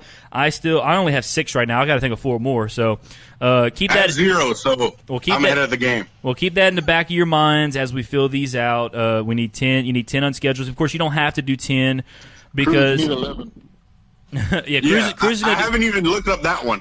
Well, Cruz is going to have a gimmick. Cruz has a gimmick pick. He's a big hockey fan, so he always picks a hockey player to show up as unscheduled. But we never actually count it. It's just a fun gimmick pick that he does. So I'm a big NBA nut, so maybe a basketball player will show up. I didn't even think about that. Well, Football. Maybe football. now this is WrestleMania too. Ooh, I'm like gonna last pick year, up the but time out. Last year, you know who I picked and actually got? I picked Dana White to show up, and Dana White, they showed him in the crowd, mentioned him, so I got the points for that. Did anybody pick Rob Gronkowski back at 30? Well, I don't think they weren't doing the scorecards back then. Well, we didn't do the scorecards back then, so. Mikey O always picks Rob Gronkowski. No matter where we're at, always Gronkowski. Well, he's He's on my retired now. scorecard right now. Hey, this is where Kevin Durant is going to announce that he's going to sign with the Knicks next year. Yeah, and then he'll go ahead and pay that fine for tampering and whatnot. He would. He would be fine with that. He'd be fine with it. He's got enough money to pay it. Yeah, he's got more than enough money. He's about to get suspended for some time in the playoffs. Ooh. All right. Anyways, let's go. All right, WrestleMania scorecard time, guys. This is what I've been talking smack to Mikey O about forever now. Let's go. All right, I'm ready for this. I'm just kind of trying to wrap up my winners here. I pretty much got all my winners. I just got to fill out No some of the surprise, average marks falling behind. Holy cow. I looked up and thought there was a different person sitting next to you. It's just him with his hair back. Yeah, I just pulled my hair up. All righty, guys. So we're gonna I was start. like, who's the new guy? We're gonna start on the championship side, since that is the first okay. first side of the scorecard here. So the first match, the Cruiserweight Championship, it will be on the kickoff show. The 3 matches announced for the kickoff show are the Cruiserweight Championship and the 2 Battle Royals. The other 2 Battle Royals are on the other side of the score sheet here on the page 2. But we'll start with the Cruiserweight Championship. It is Buddy Murphy taking on Tony Nese. Let's see here. So we'll go back. PW Pro Wrestling Roundabout. PWR. We'll go with you first, and then it'll be me, Sounds Cruz, like a really crappy beer. and then it'll be Sounds y'all. like a team we're going to beat down. well, it might sound like a crappy beer, but it won't be as crappy as your scorecards. Ooh. All right. So So we'll go with you guys first, and then I'll go Cruz and Bring. We'll do the same rotation. All right, so go with you guys first. Cruiserweight Championship, what you guys got? We're going with Buddy Murphy by pinfall. Neither one of these guys are really known for the aerial moves, so we're going to go with 3 aerial moves and less than 10 minutes. Not even going to hit 10 because it's a pre-show match. Yeah, you're right. I'm going with Tony Nese. Buddy Murphy's. I like Tony Nese a lot. Yeah, I like Tony Nese too. But and I like Buddy Murphy too. Buddy Murphy's great. But I think Buddy Murphy's held that belt since what was the one Super Showdown. So he's had the belt for a while. I think now's a good time to maybe get a change. And Tony Nese is certainly worthy of the Cruiserweight Championship. So I'm going to go with Tony Nese. Pinfall, 4 aerial moves, match time, bell to bell, over 10 minutes. I'm going to say yes. I think it's going to be over 10 minutes because in the pre-show, it's a 2-hour pre-show and you only got 3 matches. So I think you have a little more time there. So I think it'll be barely over 10 minutes, but I'm going to say yes, over 10 minutes. Let's go to Cruz now, Cruiserweight Championship. What you got? Buddy Murphy pin 7-11. 7-11, all right. He pins a gas station? Wait, hold on. Time out. Brute. So you're saying yes for over 10 minutes? Okay. Yeah. They got great hot dogs. Ratchet Palm Strike. Ratchet Palm Strike said Tony Nese's theme is so whack. So whack. I honestly, I probably wouldn't even recognize his theme if you played it for me right now. That's how much I watch 205 Live. I probably wouldn't either. You defend 205 Live all the time. I keep telling you nobody cares about it. I mean, I defend 205 Live because, 1, Triple H is running the show there, and if Triple H is running anything, I have faith in it. 2, they're tremendous athletes. Like, dude, they're the best athletes probably WWE has. Like, as far as the flippy stuff that they can do in the ring. And Deke also said he thinks it's Nese's time too. So, but I don't think they're being booked like because they have their own show, but like. And like NXT has like their own pay-per-view, so NXT can kind of do their own thing. But when it comes time for 205 Live, they don't have their own pay-per-views. They're always thrown onto WWE pay-per-views and just kind of thrown in as a pee break or on the pre-show or whatever the case may be. So that right there, I think that kind of ruins it, if that makes any sense. Plus, they don't have any like they lost Neville. You know, say what you want about Enzo Amore. He wasn't a great wrestler, but he was a big name on there too. If you have guys like Gargano that come on there, if you throw Rey Mysterio on there, if you throw some names on there, some big-time names, then I think it would help. But like right now you have these guys like Buddy Murphy, Tony Nese, and stuff that are well-known to guys like us, but like overall nobody really knows who they are, knows much about them. So I think that's ultimately what is leading to the downfall of 205 Live. That's just my opinion. But so let's go now. Cruz gave us his picks. Brink, let's go to you so I can write them down. What you got for the Cruiserweight Championship? I have Buddy Murphy by pin. 3, yes. Let's move on. You have 3, you said? Yep. Okay. Yep. All right. Women's Tag Team title match. Sasha Banks and Bayley taking on Beth Phoenix and Natalya, taking on the Iconics, taking on Nia Jax and Tamina. Let's go back to Pro Wrestling Roundabout. Matt, what y'all have for the women's tag team title match? Ever since I touched Sasha Banks, it's been the boss and hug for me all the time. So Yeah. boss and hug, baby. By submission, because that's how I'd go, right? You go by submission too, wouldn't you? Yep. I think Sasha's going to be doing it because that's who I'd let submit me. And I think Tamina, right? Yeah, submit Tamina, yeah. All right, Tamina, okay. I also have the Boston Hug Connection winning. Static's back. Yeah, the Static's back. Let me turn that down just a little bit here. I have the Boston Hug Connection winning. I also have Sasha getting the submission fall, but I have her submitting Billie Kay. As long as it's not Peyton Royce, we're all. I have her submitting Billie Kay. Good. So, all right, let's go to Cruz now, where I think this is where the Static's coming from. But Cruz, what you have for the women's tag team title match? Boston Hug by pin. Bayley pins Beth Phoenix. Whoa! Oh, all right. That's an interesting one right there. I tell you what. Ratchet Palm Strike. Let's pray Nia doesn't injure anyone. That is the truth right there. Hopefully she doesn't break anybody's face, but that might have been one of the best things that ever happened to Becky Lynch, for all I know. All right, so let's go to Brink now. Brink, what do you have for the Women's Tag Team Championship? You see, over on WrestleCast, at WrestleCast, we had this running joke with Sasha because Sasha has won several titles but has never successfully defended it. Yeah. And even in their other defense against Nia and Tamina, Bayley picked up the victory, not Sasha. Uh-huh. So I think Sasha finally gets over that hump and gets the submission victory for Sasha and Bayley for Boss and Hug. And what a better way to put over Sasha and her submission than by have her submit a Hall of Famer who's not an active competitor anymore. Sasha submits Beth Phoenix. Oof. Okay. So Sasha submits Beth Phoenix. Wow. So y'all. I mean, it makes sense. Beth's not active anymore. Yeah, you're right. She's a Hall of Famer. Sasha could still hang her hat on. Hey, I tapped out a Hall of Famer. Yeah, you're right. And that would make Sasha look even stronger, in my opinion. So yeah, I could definitely see that happening. Granny. Hey, what you said? That Beth Phoenix is a granny. Yeah. I tell you what, that is the hottest granny I think I've ever seen in my life. I tell you what, that granny could lay the smack down on every single one of us with one hand. Yeah, Easy. I'm not gonna lie. Like, was it looking real jacked? Yeah, Casey Beth Jones. Phoenix is looking real jacked these days. I tell you what. What you said, I Mikey O? wouldn't fight her either. I'd let her. Mikey O, what you had said just now?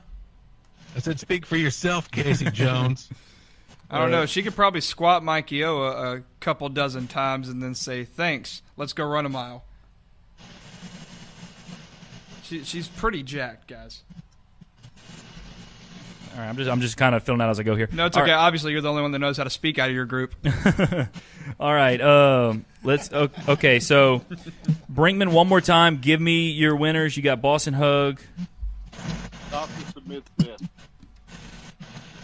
and you got So Bayley submits. You got Bayley submitting. Sasha. Oh, Sasha. Okay, that was Cruz that had. Listen, Pat. I know. There's just so much going on right now.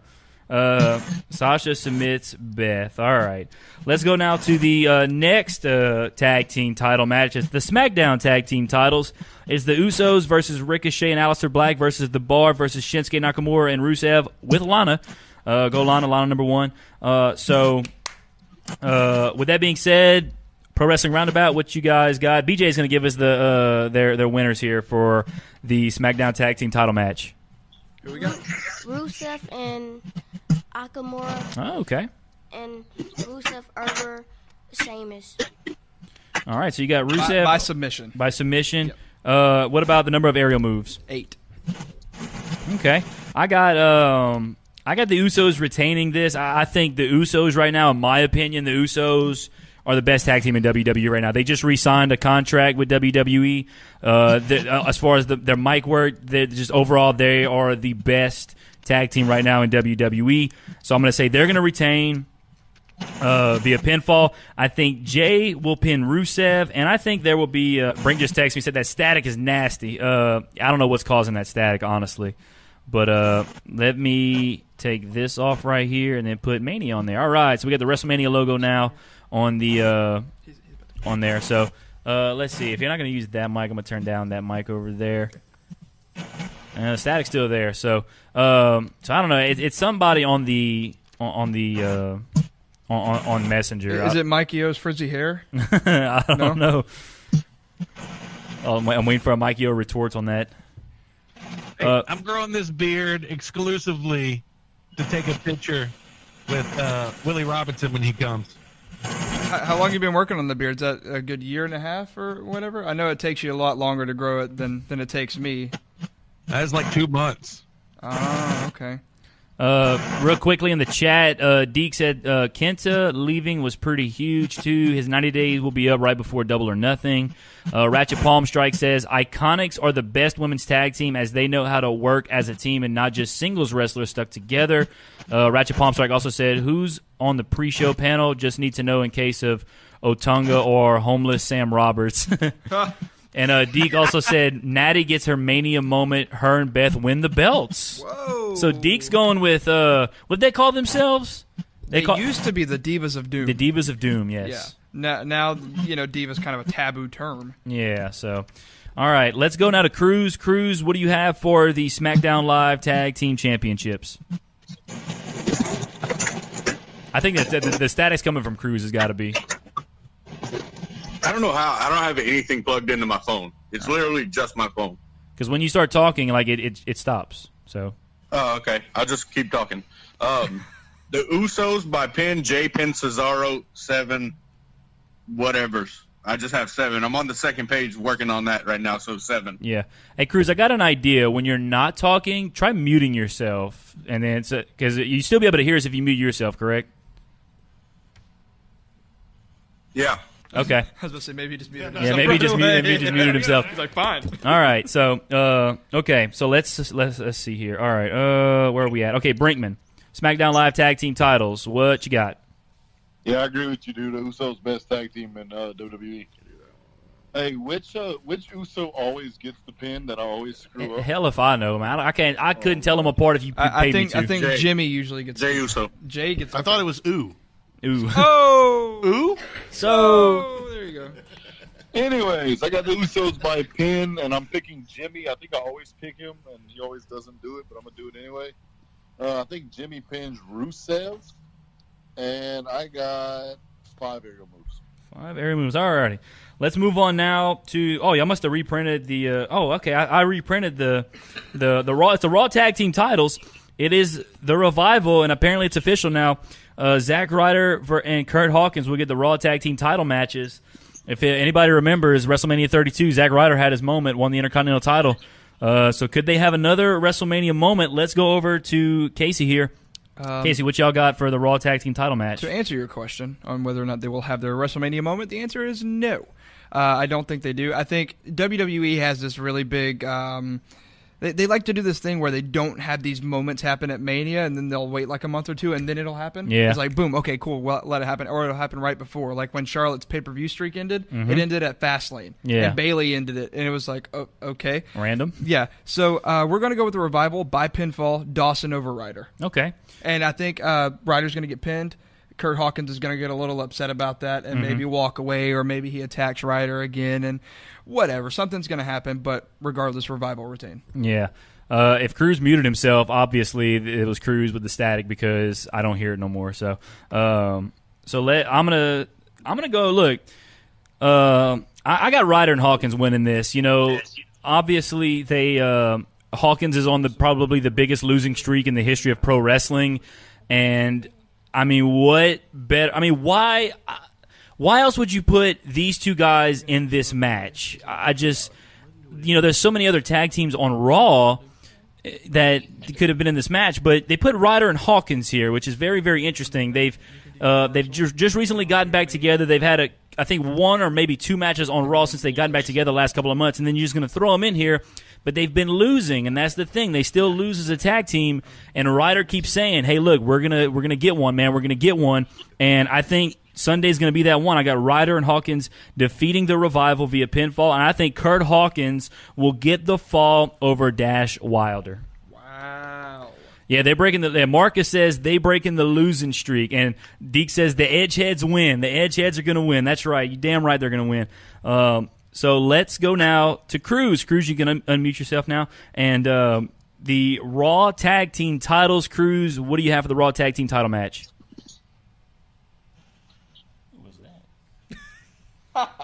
Cruz, can you hear me, Cruz? Yeah. Okay. 1 second. Okay. Should I go to... Oh, never mind. Go ahead. I have F the Revival winning by pin. Dawson pins Hawkins. All righty. Let's go now to Brinkman. Brinkman, what you have for the Raw Tag Team title match? I just want to go on record and say we recorded WrestleCast at 11 this morning, our time. They're in the UK, so I think it was like 5 their time. Yeah. And we did it as TBD because they hadn't announced anything and nothing was official yet. Yeah. So a couple of those guys picked whoever faces them is going to win, stuff like that. And I went on the edge. I said, I'm going to be bold. I'm the champion. I'm the Austin Aries of podcast predictions. I'm going to go out on a ledge, and I'm going to say the TBD team is Ryder and Hawkins. And then a little while later it came out that Ryder and Hawkins were in the match. So yeah, Ryder and Hawkins win by pin. Kurt Hawkins breaks the streak by pinning Dawson. And, I mean, it makes sense. They haven't won.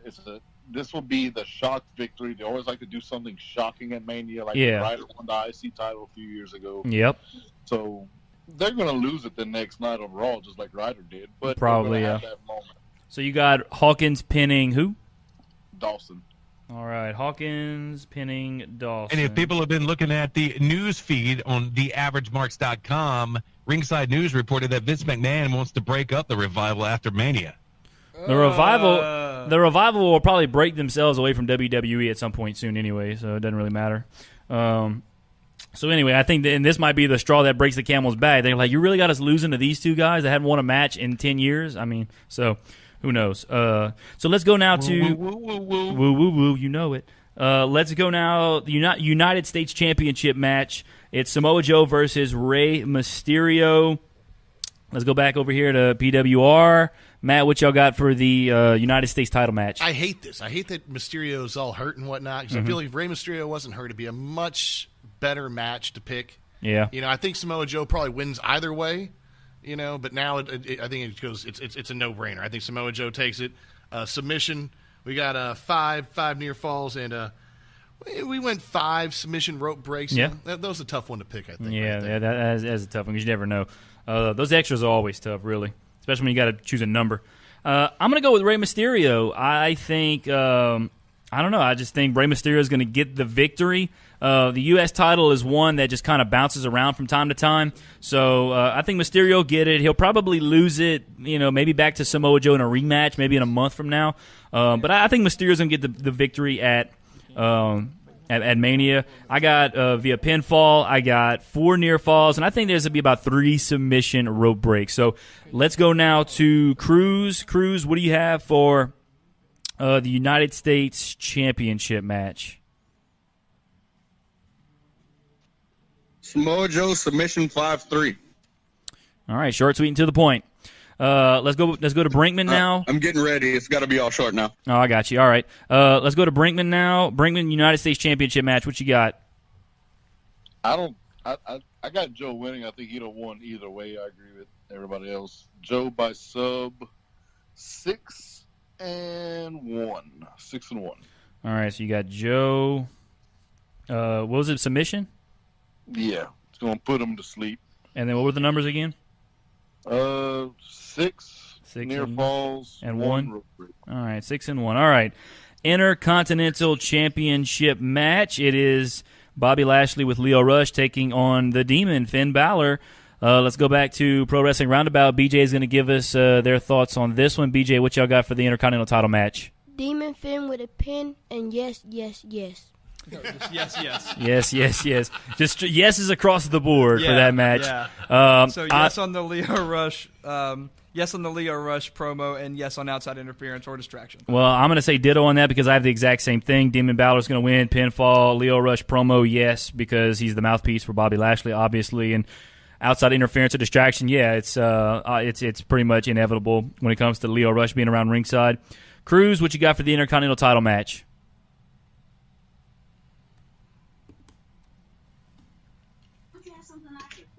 Duh. Don't you have something? Don't you have some breadcrumbs? Where the breadcrumbs at, Mama? Yes. All right, Cruz, what you got for the IC title match?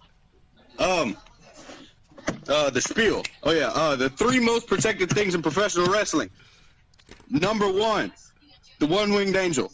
Number 2, Joey Ryan's dick. Number 3, Demon Finn Balor. He's Demon not Finn wrong. Balor by pin. Yes and yes. All right. And yes. So there you have it. Yes. Yes, and yes. All right. Let's go now to Brinkman. Brinkman, what you got for the IC title match? I have breadcrumbs. I got Demon Finn Balor by pin, yes and yes.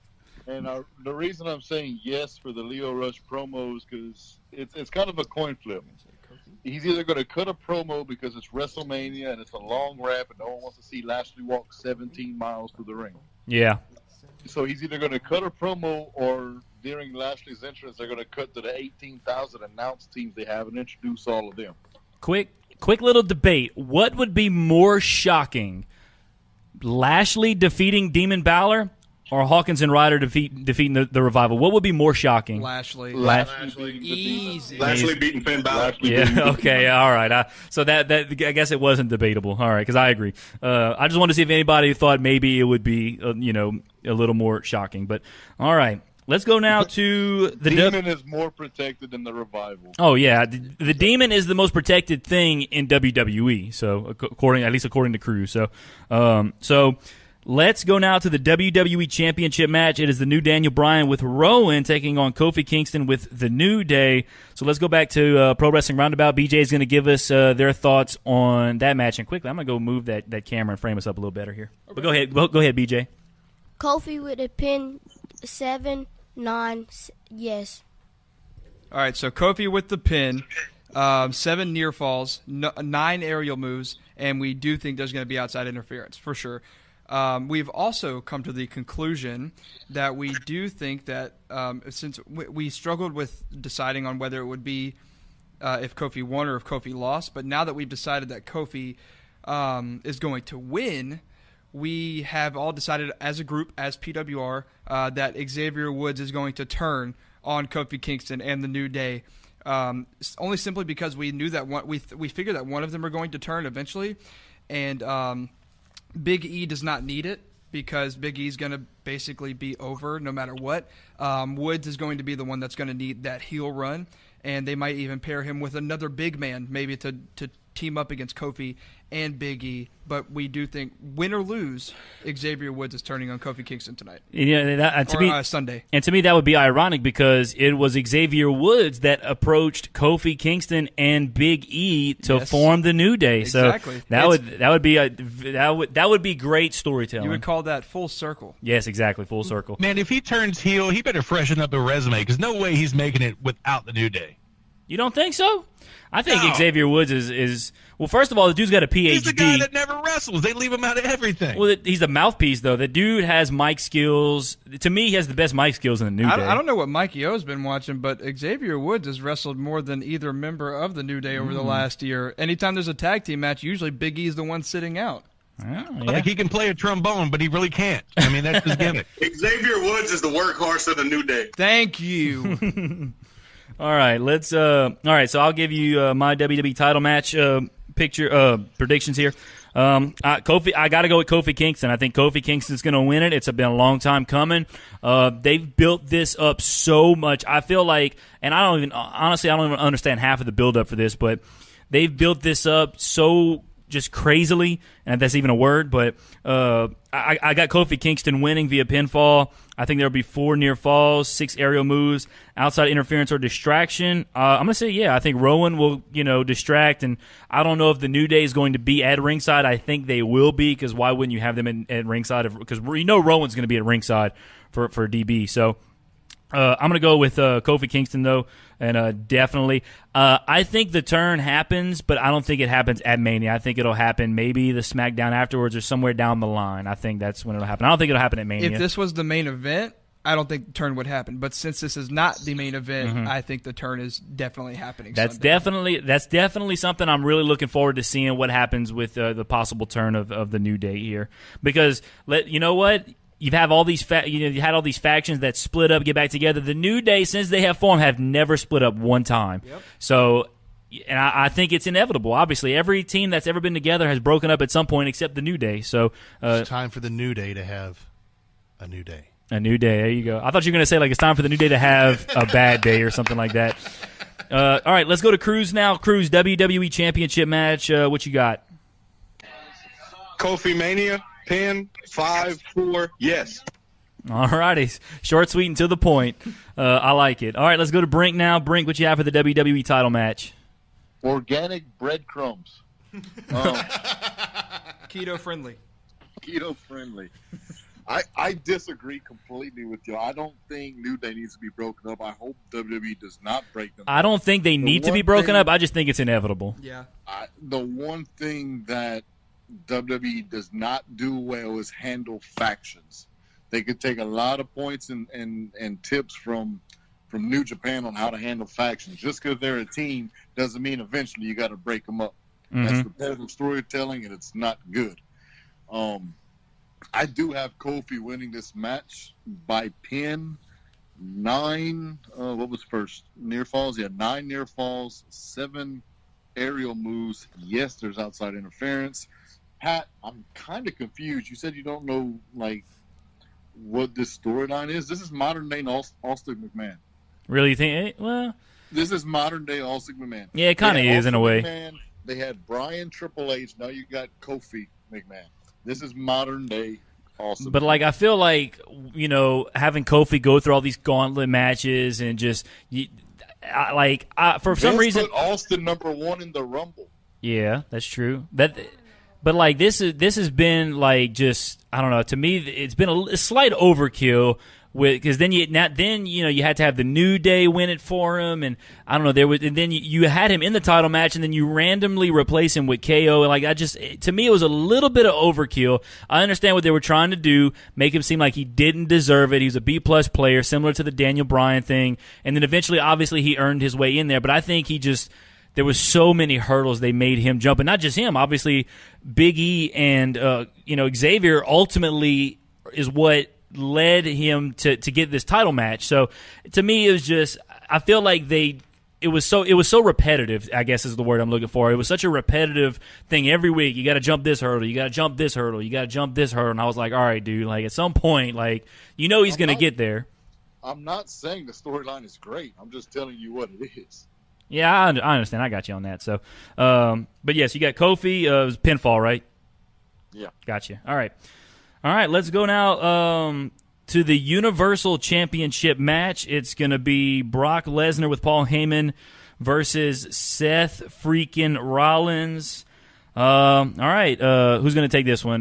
Matt, you got this one? All right, Matt, tell us what y'all got. Seth Rollins, baby. You got Rollins? I got Rollins. All Brock right. Lesnar's going down. Look, it's bound to happen. It's about that time. Yeah. I mean, Seth Rollins is where he takes the Universal Championship. He's been geared for this for a while. I think we're going to see him, just rise up.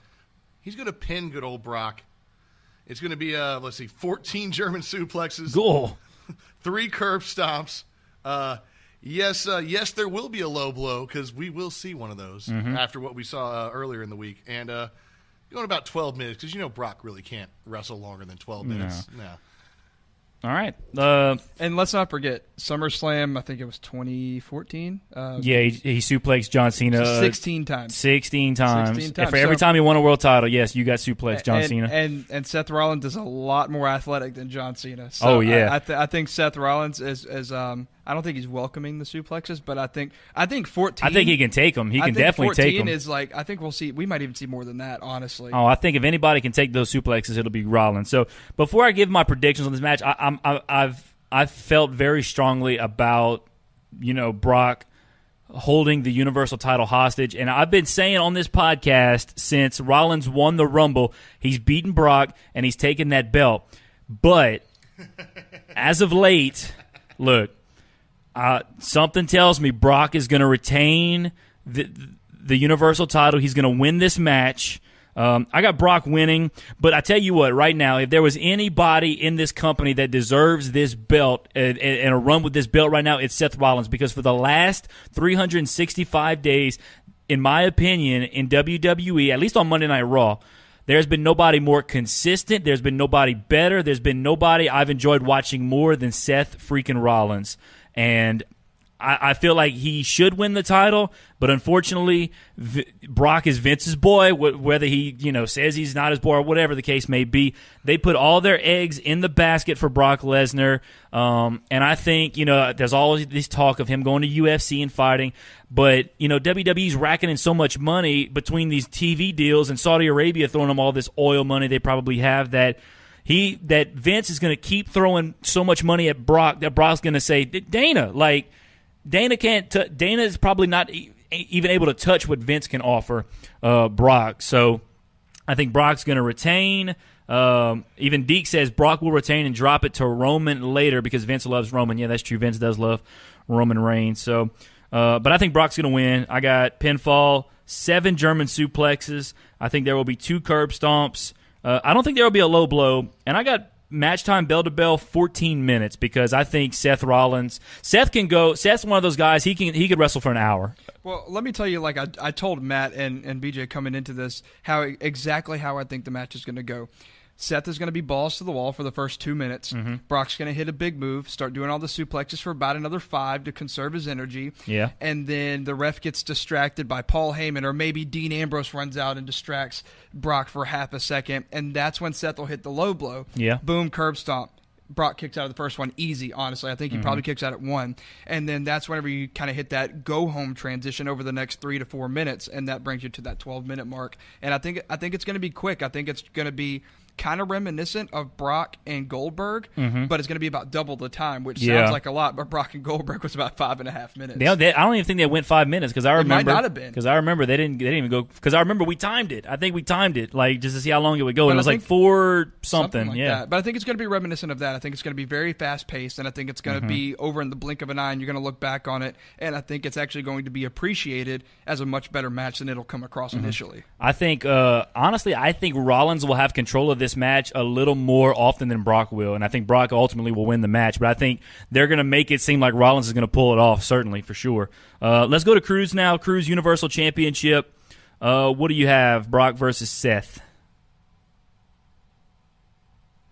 Are we on me? Yeah, we're on you. Universal Championship match. All right. Brock Lesnar by pin. 5 German suplexes, 2 curb stomps, no low blows in 17 minutes. Woo! Okay. 17. All right, let's go to Brink. Brink, what you got? I don't know if you guys remember a couple of years ago, Rollins won the main event of WrestleMania, cashing in Money in the Bank. Yep. And I honestly think Lesnar gets his victory back. I'm going Lesnar by 10. I got 6 Germans because y'all talking that he does a bunch of Germans. He used to. He doesn't do a lot of Germans anymore. No, he doesn't. He'll do 5 to 6. Rollins will take 5 to 6 of them. I'm going 6. 2 curb stomps. I think 3 would get the victory for Rollins, but he's only hitting 2, so he loses. No low blow, and Lesnar matches aren't long. I'm going 14. Yeah, that's the same amount I went. All right, let's go now to what will be the main event of WrestleMania. Unless y'all want to. I need to do a test. Can you hear me?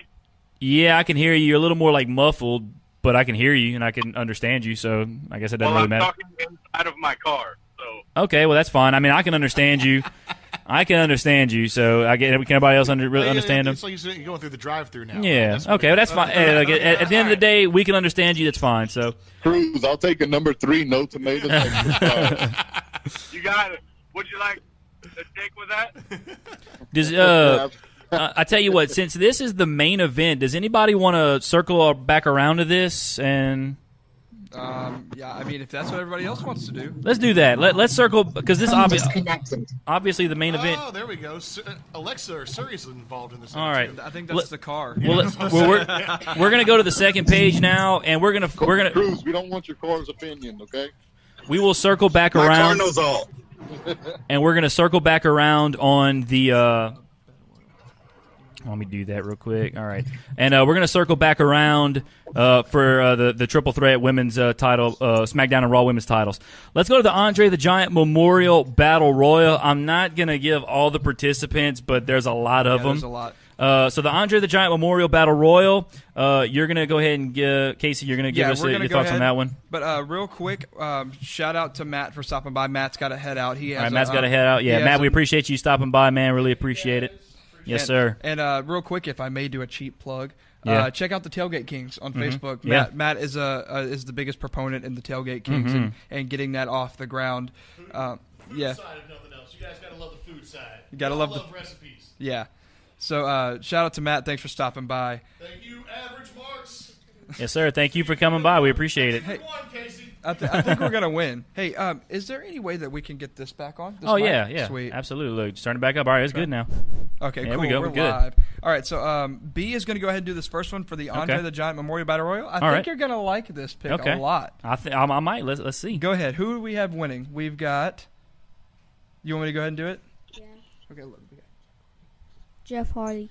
Oh, all right. You got Jeff Hardy winning. His brother Matt won last year. Okay, so first superstar eliminated. No Way Jose. Last superstar eliminated. Matt Hardy. So Jeff is going to win by eliminating Matt. Wow, that would be a nice little sibling rivalry. That would here. be great. That would be great. Of course, those two went 1-on-1 back at WrestleMania 25. That's right. So, That's right. And made their great return 2 years ago. Most eliminations. Braun. Easy. All right. And that's then that's an easy pick. Announce table destroyed. No. All righty. Speaking of Braun, I got Braun Strowman winning. Braun has never won the Andre the Giant Memorial Battle Royal. He's obviously the odds-on favorite. He's going to smack around those two guys from Saturday Night Live a little bit, and I think Braun's going to win. I also have No Way Jose being the first one eliminated, actually. Wow, how about that? But this is the last superstar that's going to be eliminated. EC3 will be the last one eliminated. I think it's going to come down to Braun and EC3. He was a very close pick for us to actually win he was my dark horse. I thought about picking EC3. Superstar with the most eliminations, Braun. Come on now.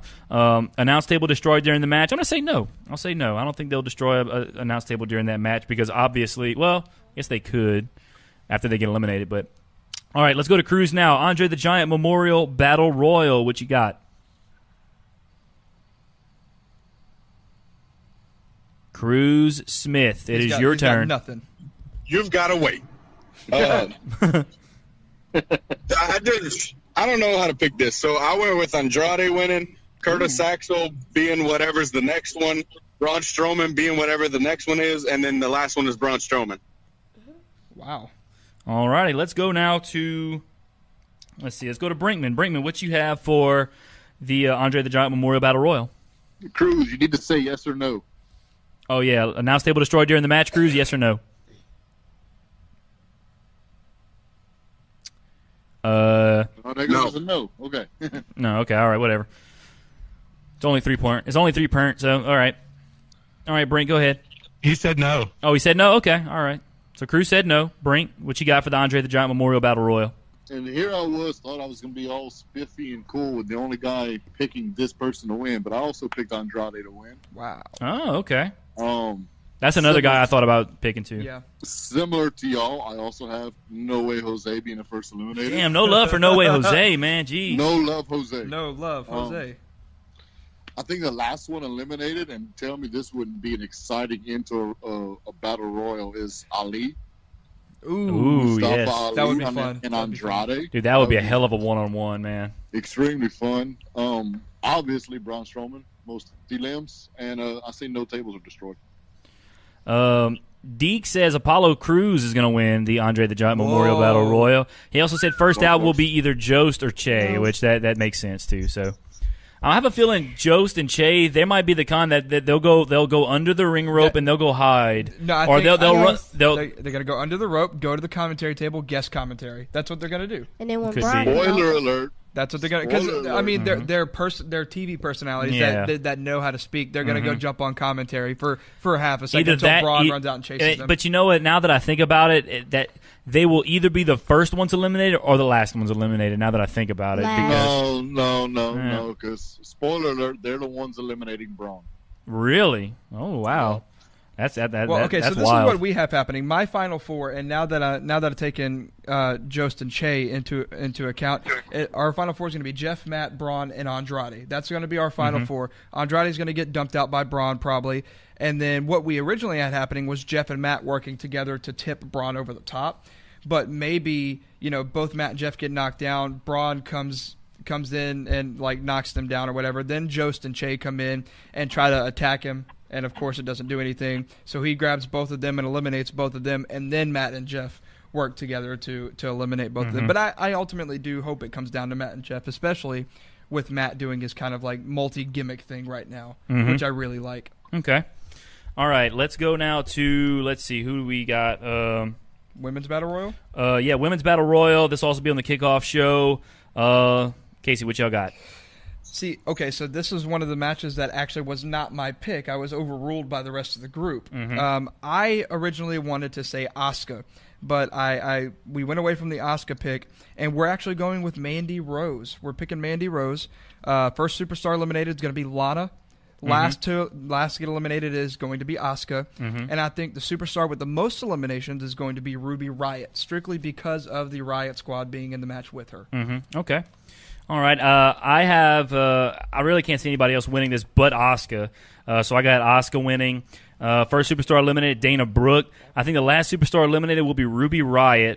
And the superstar with the most eliminations, I'm going with Nikki Cross. I think Nikki Cross is just going to get like a crazed look in her eye, and I think Nikki Cross is just going to go on a rampage and eliminate, because there's not a whole lot of women in this match. Nikki could eliminate 3 or 4 people, and it could possibly be the most eliminations in this match. I'll go with Nikki Cross having the most eliminations. Let's go to Brink. I'm sorry, not Brink. Let's go to Cruz. Cruz, the Women's Battle Royal. What you got?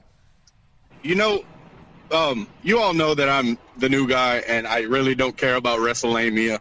But all of the picks I've heard so far is really, really giving me confidence, because I have Mandy Rose winning, Dana Brooke being the first eliminated, Asuka with the most eliminations, Asuka going out last, and Ruby Riott with the most eliminations.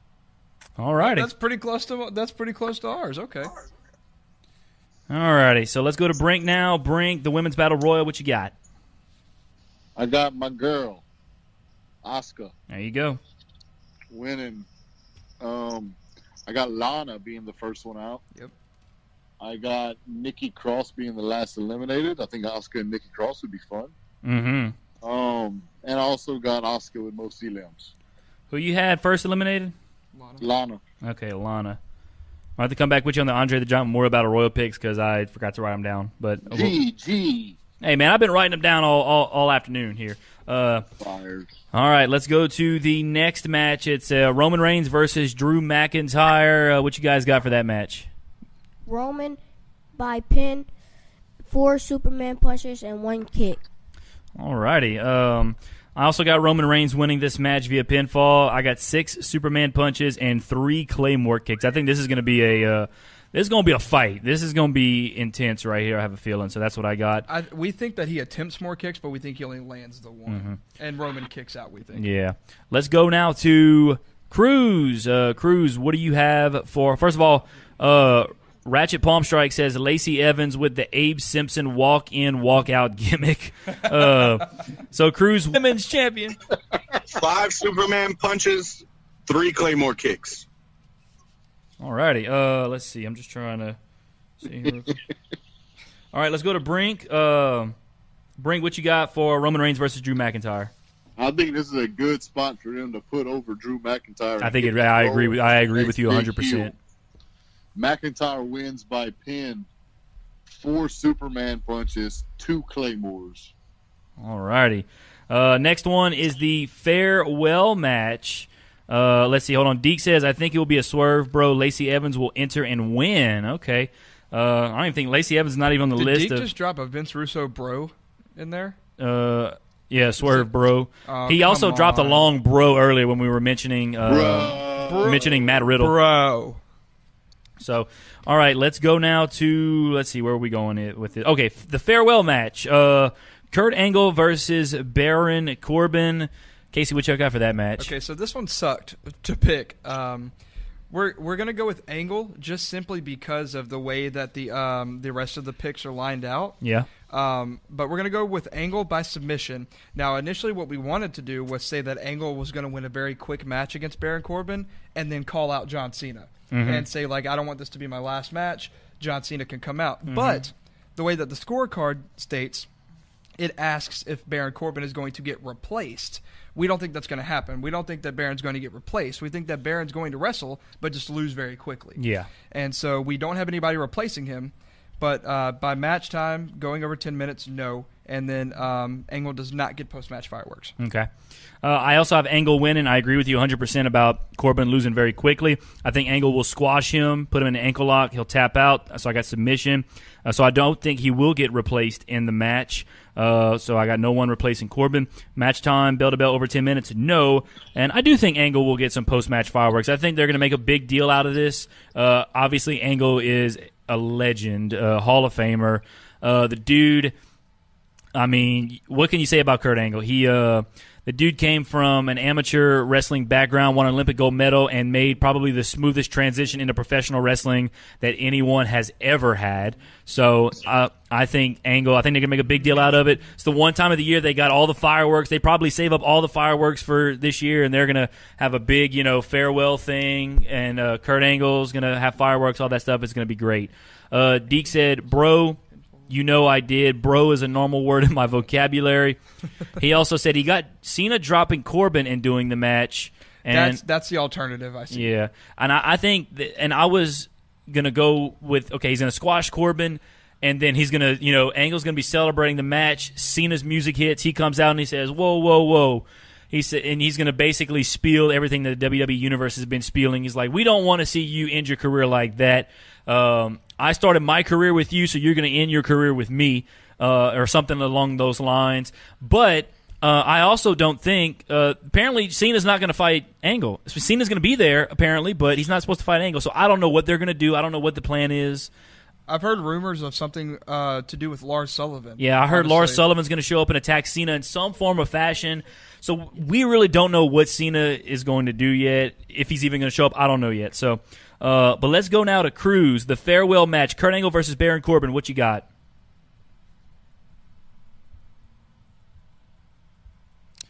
All right, Cruz. I'm just waiting for the sound to come back on for Cruz here. Okay, I'm here. Okay, there you are. Go ahead, tell us what you got for Angle versus Corbin. With this one, I was having a really hard time because I was like, okay, there's going to be a swerve, but how swervy is the swerve going to be? Yeah, that's the thing. Nobody knows. I was like, could Baron Corbin wrestle? Probably not. Will John Cena replace him? Probably. Or could we do like his son, who's not really his son? What's his name? Jason Jordan. Jason Jordan. That one. That could be like swervy swerve, and that would be hilarious. Yeah. I didn't pick that one, but just know that I mentioned it. Yep. So if it comes to pass, you heard it here first. I got you. Good. I got Kurt Angle by pin. Yes, Corbin gets replaced because that seems to be. And yes. Well, who do you have replacing Corbin? Jonathan Cena, old man John with the weird hair. There you go. All right, let's go to Brink now. Brink, what you have for Angle versus Corbin? Well, y'all covered most of the stuff I was going to say. Let me start from the end. Wait, hold on. Time out. Ratchet Palm Strike said, or he could wrestle Khan for custody of Jason Jordan. Oh, my Lord. All right, go ahead, Brink. I just thought that was funny. I had to say it. Go ahead. I'm going to start backwards. Angle will not get post-match fireworks because he's going to have it in his entrance, old school, when he come out and point his arms to the air, and then his fireworks are going to go off like normal. Casey, I really liked the scenario that y'all had, the squash match thing, and then Cena come out. I will only accept that if Cena comes out in the same stuff he was wearing when he debuted, the red trunks. Oh, my Lord. Stuff. Can you imagine? That'd be awesome. And he just comes out and says, fantastic. Ruthless aggression. And just smack the crap out of him. I'd be cool with that. Wrestlers don't win their retirement match. I mean, even if it is a quick squash match, wrestlers don't win. They put the other guy over. That's the wrestling tradition. Yeah. I got Corbin winning by pinfall. No. I don't think he gets replaced. If he does, it will be Cena. I don't think there's any question about that. Well, if you put no, I guess. Well, I mean, it doesn't say anything on there that if you put no, you still can't put if he's replaced by who. All right. Well, I'll put Cena then. Oh, well, then but if he doesn't get replaced by Cena, then I don't think that counts. But I don't know. But because I put none on mine, but I don't know. We'll see. Whatever. Well, that's your mistake, brother. That's why you're not the champion. Well, I don't know, man. Brother. If Angle puts over Corbin, I will punch a hole in the wall. Well, get ready to punch a hole in the wall there, Mikey-O. So, and the match time over 10 minutes, yes or no? I put yes. Wow. I think we're going to have a decent match. Be a 10-minute and he does not get the fireworks. All right. Let's go now to the next match, a singles match, AJ Styles versus Randy Orton. Let's go back over here. BJ's got their predictions for that match. What you got, BJ? AJ Styles pin, 4 finishers, and 17 minutes. All right. I also have I got AJ Styles winning this match via pinfall. I got 4 non-submission finishers, and I think it'll be a little quicker. I got 12 minutes bell to bell. We initially right went with 13, but I feel like I have a lot of short matches. We had to make it a little longer. Yeah, well, this is a match that could go long. These two guys can still go a long ways. Let's go to Cruz. AJ Styles versus Baron Corbin. Corbin. I didn't know Corbin had 2 matches tonight. Let's go now to, let's see, Brinkman. AJ Styles versus Randy Orton. I'm going a little different. I'm going Randy. Yeah. Out of nowhere, preferably. I think they go 16 minutes. All righty, 16 minutes. All right. Real quickly here, let's see. Boy, we've been going here for a long time. Let's go now to Falls Count Anywhere. Shane McMahon versus The Miz. If we can, let's try to be tighten it up. Fairly quick here. Falls Count Anywhere. Casey, what y'all got for that match? We're going with The Miz by pinfall at ringside. The highest object Shane jumps off of is a top rope, whether that be through the announce table or whatever. It's just a top rope. And yes, And will Mr. Miz get involved? Yes. Cruz, what you have for this match? You guys aren't inventive enough. I got Shane McMahon by. Did I forget to put pin? Is there a pinfall option? Oh, what? We're just creative here, Cruz. Boxes on boxes on boxes. Yeah. And then he's going to jump off of them. All right. And yes. All right, let's yes go to Mr. Miz. All right, let's go to Brink now. Falls Count Anywhere. Shane McMahon versus The Miz. What you got? Way to keep that short, Cruz. Miz by pin inside the ring. Shane jumps off the top turnbuckle, and yes, Mr. Miz. All right, let's go now. No holds barred match. Triple H with Stephanie McMahon versus Batista. If Triple H loses, he has to retire from in-ring competition. This will also be apparently Batista's final match as well. Brink, you said yes about Mr. Miz? Yeah. Okay. So let's go back to you guys. BJ, what y'all have for the no holds barred match? Triple H pin, 10 minutes. Yes, yes, yes. yes. All right. I have Triple H via pinfall. Combined entrance time 6 minutes. Stephanie McMahon part of Triple H's entrance. I say no. Announce table destroyed during the match. Yes. Outside interference or distraction. I will say no. Cruz, what you have for the no holds barred match? I have Batista pin 11. Yes, no, yes. All right, that's a good way to keep it short there. Brink, what you have for the no holds barred match? Wrestlers don't win retirement matches. Triple H by pin, 10 minutes. Yes. All right, so you got yes, and yes. All righty, let's go back now to the main event of the evening. It'll be the SmackDown and the Raw Women's Championships, both on the line. Triple threat, Ronda Rousey versus Charlotte Flair versus Becky Lynch. Casey, what you guys got? Man, after a lot of back and forth debate, we're going with Becky. We're going with Becky by submission. Surprise, surprise, over Ronda Rousey. Oh. 22 minutes total time, bell to bell, and we think Charlotte is going to help Becky win. Oh wow! Okay, interesting. And I think WrestleMania ends with the 4 horsewomen, with all the championships somehow amongst them. Yep. Going off the air. All righty. I have Becky Lynch winning via submission. I think she will submit Charlotte because I think that might be part of the reason they put her in this match. I was hoping she would submit Ronda. I don't think that's going to happen because I think they're going to protect Ronda. Even though Ronda may take a break, they're going to protect her for long term. And I think the match time will be about 15 minutes. I got 15 minutes going there. Cruz, what you have for the women's main event? Becky sub Rousey 16. All right, short, sweet, to the point. Man. Brink, what you got for the main event? I also got Becky by sub. I think she's going to submit Charlotte. And Casey, you said you had some of your matches earlier running kind of short. This one, I think, is the long one. I think they go 32 minutes. Wow. Hey, I tell you what. Women's main event. Are they in New Japan all of a sudden? I tell you what. Becky and Charlotte went on second to last at Evolution, and they put on a very long match, and it was a great match. So, and I think if you add Ronda in there. First ever women's main event of WrestleMania. They got 2 titles on the line. You got 3 of the best. Let them go. Yeah, you're right. I agree with you 100% there, Brink. All right, that's it for the matches. Let's go now to the announce table destruction. Casey, what you guys have for the announce table destruction? English is safe. Spanish and other get destroyed. I'm going on a limb here. English and Spanish will both be destroyed. I think other will be fine. Brink, what you have? I'm sorry. Let's go to Cruz. Cruz, what do you have for the announce table destruction? I'm good. They're all good. All right. And I'm sorry. I wrote it down on Brink's card. Brink, what you have for the announce table destruction? I am going opposite of normal strategy for this. All tables are gone.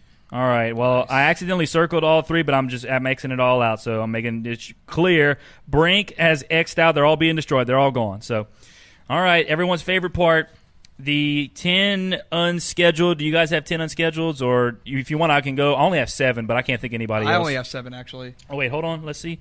I got another one I can add now that I'm thinking about it. So I got 8. I need 2 more. You guys can go ahead. I got to take 2 of mine out because I had Ryder and Hawkins. So I got to take 2 out. All right. Well, hey, Casey, I'll throw you a bone. Put down Gronk. Yeah, I'll toss that bone in the trash. Ooh, all right. Let's see. Ooh, I think I know a good one. All right. I have 10. Oh, yeah. Cruz, give us your 10.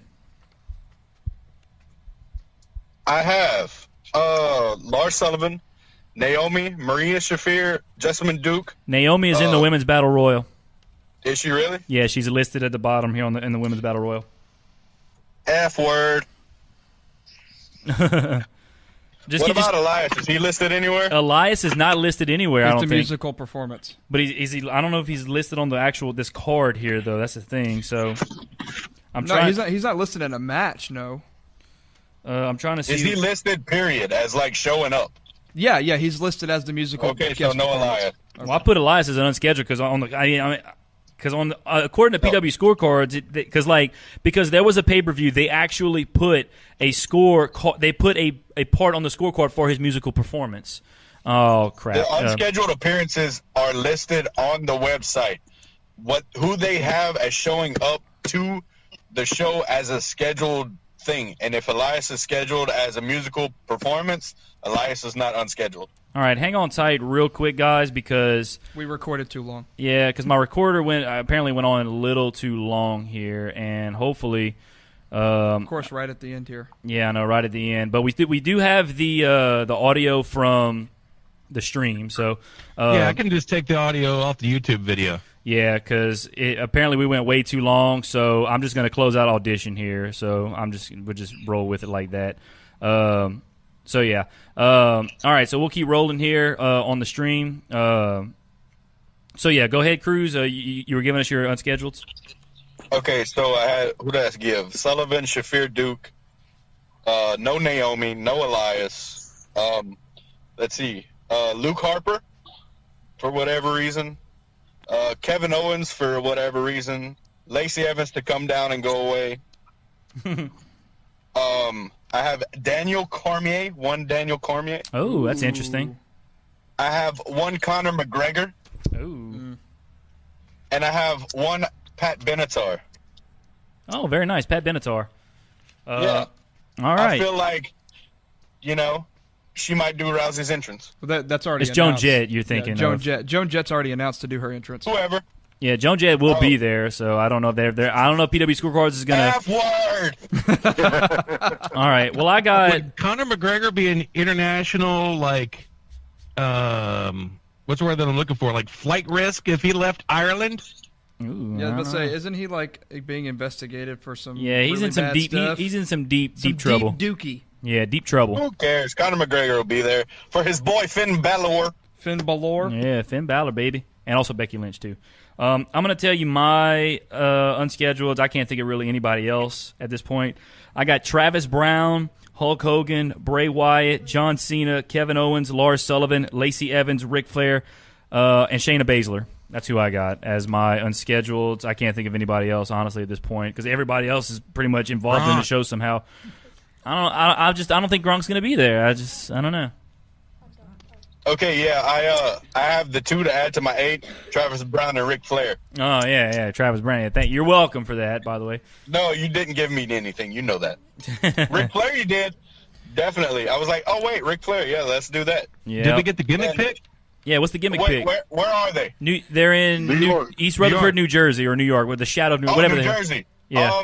Off the top of my head, legendary goalie for the New Jersey Devils, Martin Brodeur. Martin Brodeur. All right, I like that. I like old Martin Brodeur. That's a good pick. All right, We're good. Y'all good? All right, go ahead, BJ. Give He's us gonna your. name a few of them. I'll name the rest. All right, that's fine. Y'all give us what y'all got. Ric Flair, John Cena, and Undertaker. Okay, so Ric Flair, John Cena, Undertaker, Why didn't I think of the Undertaker? Shawn Michaels, That's a good one. Kairi Sane and Io Shirai in the Women's Battle Royal. Oh, all right, interesting. Lars, Kevin Owens, Lacey Evans also in the Women's Battle Royal. Mm-hmm. And then last but not least, Bray Wyatt. All righty. Even though he's having a baby soon. Yeah, good. He's good. totally not coming. He might. He might. He very well might. All right. Can you imagine the heat he's going to get? It'll be awesome. All right, Brink, you ready to give your unscheduleds? Oh yeah, I'm good, bro. All right. Now, just say them fairly, not too fast, so I can write them all down here, because I got to write 10 of them down. So go ahead, give us your unscheduleds. John Cena. Well, all right, go Good. ahead. Yeah, I'm good. The Rock. Oh, I thought about adding him, but I don't know. But go ahead. Undertaker. Okay. Luke Harper. All righty. Ric Flair. Okay. Lars Sullivan. All right. Lacey Evans. All right. Kevin Owens. Okay. The Singh brothers. Ooh, Singh Brothers. That's a good one. That is a good one. That's a good sleeper pick. I guarantee you they'll be there somehow. They're going to be in that Andre the Giant with Mahal. Yeah, that's a damn good pick. If the Undertaker does come, do you think they screw him and only pay him the $25,000 he's asking on the Twitter page? Well, no, that's per hour. So if WrestleMania is going to be 8 hours, you know. The rumor, Oh, the dang, I didn't think rumor about that. I last heard is that the Undertaker will interrupt Elias. That's the last I heard. What? Which I don't know why. I don't know. First of all, I don't know why the hell I didn't think to put the freaking Undertaker, but it's WrestleMania. Like if this, and women suck. I disagree with that, but go ahead. It's a callback. It's a callback from an hour and a half ago. I get that reference. Shaped to come down in Tombstone Elias. Yes. All right, so Brent gave us his 10. We all gave us our 10. So that's it. That is it. And I don't know what to do now. Like we've been filling We out set the Lose to record Pro for the Wrestling longest Roundabout. podcast ever. Do what? I said we set the record for the longest podcast ever. Yeah. Actually, Scott Duplashan and I, we recorded a 3.5-hour episode. I don't. That's never been released to the public, actually. Sorry, not Cruz. Of course, because it doesn't exist. Oh, I'll send you the link. I don't know, because that one time we had Bryce Boudreaux on, it went on forever. Oh, no. You guys went on forever with that guy? Because I think it went over 2 hours that day, if I remember correctly. I don't know if we've gone. Yeah, we've gone over 2 hours here. We've gone about 2 hours and We're going on 2.5. No, well, it's about 2 because we didn't start right at 5:15. We started probably at about 5:20, 5:25. So we've been on for about, I'd say, an hour and 2 hours and 10, 2 hours and 15 minutes, and that's about. I think we had Bryce. Bryce was on. I think we went like 2 hours and 25 minutes. Boy, that was a long one. So we're it's up there though. It's definitely one of the top 2 or 3 longest podcasts we've ever done. But it's WrestleMania weekend, so it's okay. I think the one y'all take that. So you never want to go too long on a podcast, Right. except for something like this when you have a lot to talk about and cover. Right. So, all right, guys. I agree. A couple of other things on the chat here. This is what Deke had to say. If Angle puts over Corbin, I'm canceling my subscription to the network and only watching Indie and Ring of Honor New Japan. Word. He also Well, said Shane. That's what you should be doing anyway. Well, he said, and Deke also said Shane's going to dive off a TV truck because he's insane. Deke also said, screw finish. They lock both submissions on and Ronda taps to both. That would be crazy. How did I not think of this? Shane McMahon's going to jump off the Statue of Liberty. Come on. Well, look. Somebody give Deke a job in creative. Yeah, I Hey, know, right? I told Deke's you guys, got- Deke is a smart guy. He knows what he's talking Yeah, about. Deke. Well, we appreciate Deke coming in. Deke gave us a follow, so we appreciate Deke. Deke said Bray Wyatt, though. A couple of us, I ended up putting Bray Wyatt as unscheduled, and I think Brink did too. So Nobody wanted to go with Gronk, huh? You can still scratch one out. Hey, look, I'm not gonna lie. I will laugh so hard if Gronk shows up somehow. Mikey O's gonna blow up our phones and say, "I told y'all." I will laugh so damn hard. Mikey, I think no one wanted to go with Gronk because everyone knows your history with these scorecards. Oh, damn. Brink's throwing some shade. That is also true. Yeah. You guys are supposed to be on a team against me. God, come on. Well, Mikey O's not a part of the battle. Mikey O's just here. So. Oh, so was that a group decision? Was that a group decision? No, that was Mikey O's decision. Mikey O has certainly claimed that he's not the best scorecard predictor, so he wants to make sure that AverageMarks has the best representation. So he put himself on the bench, and that's cool. That's what a leader does. He does what's best for the team. So Mikey O is a great leader. I gotta say, Mikey O is the foundation of this whole thing. I know I've sat here and talked a lot, and sometimes I probably talk more than I should when I'm on with Mikey O. But Mikey O is the foundation of all this right here. So nobody deserves more. Go ahead. It's kind of like I was Steve Kerr, and I just fielded the Warriors against the PWR squad. That's the Knicks. Yeah, that's a decent. We're a little bit better than the Knicks. I don't get that reference. Everybody's better than the damn Knicks. We're at least the Cavs with Kyrie, LeBron, and Kevin Love. Come on. Okay, yeah, that's pretty good. That's pretty good. At least. Well, they lost twice. So. That's why I said 3 times actually. But it's a lot less than the Knicks have lost. So yeah, you're right. The Knicks can't even sniff the playoffs. So they'll have Zion. It's all right. All right. Well, with that being said, we'll go to Cruz first because I know Cruz is getting ready to go to work, or he's probably pulling up at work right now. Cruz, any last thoughts on WrestleMania weekend? Anything you want to say? The floor is yours. Bro, I've been sitting in the parking lot for 10 minutes now. Well, just don't curse, but say whatever you want. What do you mean? He's been cursing the whole show. Well, I have not. Twice. 2 curse words. I got 3 things on the sheet of paper I got to go take out. Well, 3, whatever. It's been 2.5 hours. Come on, I need some credit here. All right, Cruz. Well, you're done really well for himself. Any final on WrestleCast. Any final thoughts about anything regarding this weekend? I think G1 Supercard is going to be amazing. NXT Takeover is going to be amazing. WrestleMania, I'm going to snore through it all. Lame. Look, I don't care what anybody says about the WWE product. WrestleMania is, I think it's exciting because that's where the most twists and turns happen, whether it be crazy twists and turns, just twists and turns you don't understand. That's where, because, back in the day in WWE, on a Monday Night Raw 20 years ago in 99, anything could happen. Nowadays in WWE, it's very predictable, but I feel like obviously this is the most unpredictable show of the year, WrestleMania.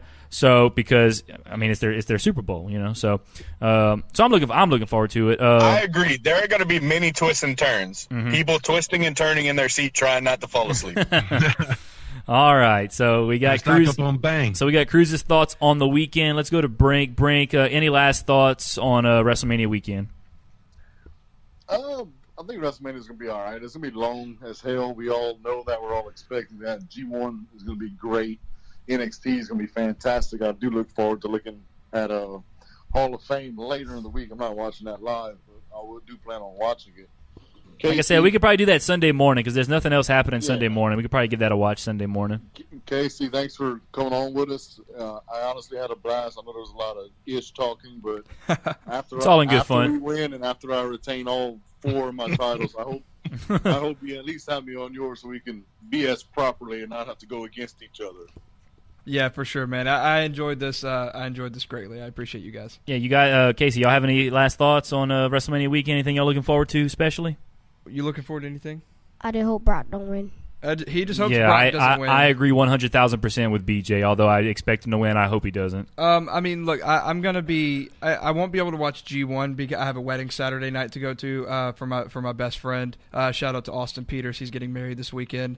I'm gonna catch what I can of Takeover tomorrow because tomorrow's the bachelor party. Mm-hmm. I will be up through. I love WrestleMania. Don't get me wrong, though. After about hour 7, it gets a little miserable. It does, yeah. So I'm just kind of sitting there. It really does. With my 6th or 7th piece of pizza, just kind of just. NXT is boring. Whoa! That's a bold statement over there. That's a young child who doesn't know what good product is. But no, for real, thank you guys for having me on. I know I talked a lot of smack about you guys, but I wouldn't talk it if I didn't feel like I couldn't back it up. Yeah. But for sure, maybe we can do SummerSlam on my channel. Have the big SummerSlam over there on PWR. But thanks for having me on, guys. Yeah, we're up. As far as I'm concerned, we're up. Anytime you want to have us on, we'd love to come on, talk wrestling, do whatever. It doesn't matter. We all love this stuff. So that's the beautiful. Deke said, "BJ, what is wrong with you?" Did he say it in all caps? No, he didn't say it in all caps. But everything. Mikey O, you have any final thoughts on WrestleMania weekend? Yeah, this show was a marathon, and that's what we're built for, Casey Jones. Is that why you're using your aspect of life? Are you using your walker to cross the finish line while I'm sitting there having lunch post race? That means what, Casey? The last time we faced a team that started with PW, it was extreme domination, and I expect nothing less right now. Patrick, Cruz, Brink, I know you guys brought it. We're trying to. Casey, it was a great time. I know we talk a lot of smack, but that's what's fun. You guys go out there and check Pro Wrestling Roundabout. Go like them on Facebook. At Pro Wrestling Roundabout. They are part of the AMP Podcast Network, so. If it put out a show. Okay, so no, listen. I actually was going to contact Mikey O once this was all resolved. The first episode will be post-WrestleMania. Okay. Yeah. Oh, snap. You heard it here first. Yeah, that's right. First episode will be post-WrestleMania. I wanted to do it, but I felt like the timing was so bad that if I jumped in and just did a podcast, it was like, I feel like I'd be doing just a few episodes to start all over again right after WrestleMania. So I feel like post-WrestleMania is the perfect time to actually start that first episode and actually jump into the new storylines that are going on. I love it. Also, this probably applies to you. Marcus said 3 titles and not 4. So Marcus is part of the Kashada. No, bro. Marcus is part of the Kashada group. So Pump the brakes, Marcus. 3 titles, 1 ring. Ooh, okay, there you go. 3 titles, 1 ring. At Kashada, we have a ring. It's a championship ring. So it is a championship ring. I wear it proudly because no one at Kashada can touch me. Bam! Oh, snap. He hasn't once worn the ring. I'm wearing it now. I'm going to go ahead and say my final thoughts. I'm really excited about this weekend. I feel like this could very well be this might be the biggest WrestleMania weekend as a whole that's probably ever happened. You got with NXT. Look at your camera. Huh? Look at your camera on your phone. On my phone? Oh, okay. I'm looking at it. That's the Kashada. Oh, okay. I see it. I see it. Yeah, I see it now. He had to dig it out of some box somewhere because he didn't use it forever. It stays in my beard where it's cozy. Smart. But as I was saying, this weekend I think this is going to be this may be the best overall 3 days of wrestling that probably has ever happened. Honestly, you got Takeover Friday, G1 Supercard Saturday. Takeover Friday, G1 Supercard Saturday, WrestleMania Sunday. Between the wrestling and the twists and the turns and the storylines and the developments, I think it's just going to be. We used the word marathon a while ago. It's going to be a weekend marathon of just tremendous wrestling and great time. So I'm looking forward to it. The couple of matches I'm looking forward to the most, I'm looking forward to Triple H and Batista, honestly, very much. I'm looking forward to AJ Styles, Randy Orton, Ospreay versus Cobb. I'm also looking forward to Ibushi and Ibushi and Naito. There we go. And also Adam Cole, Bay and Gargano. I didn't know Jesus was wrestling tomorrow night.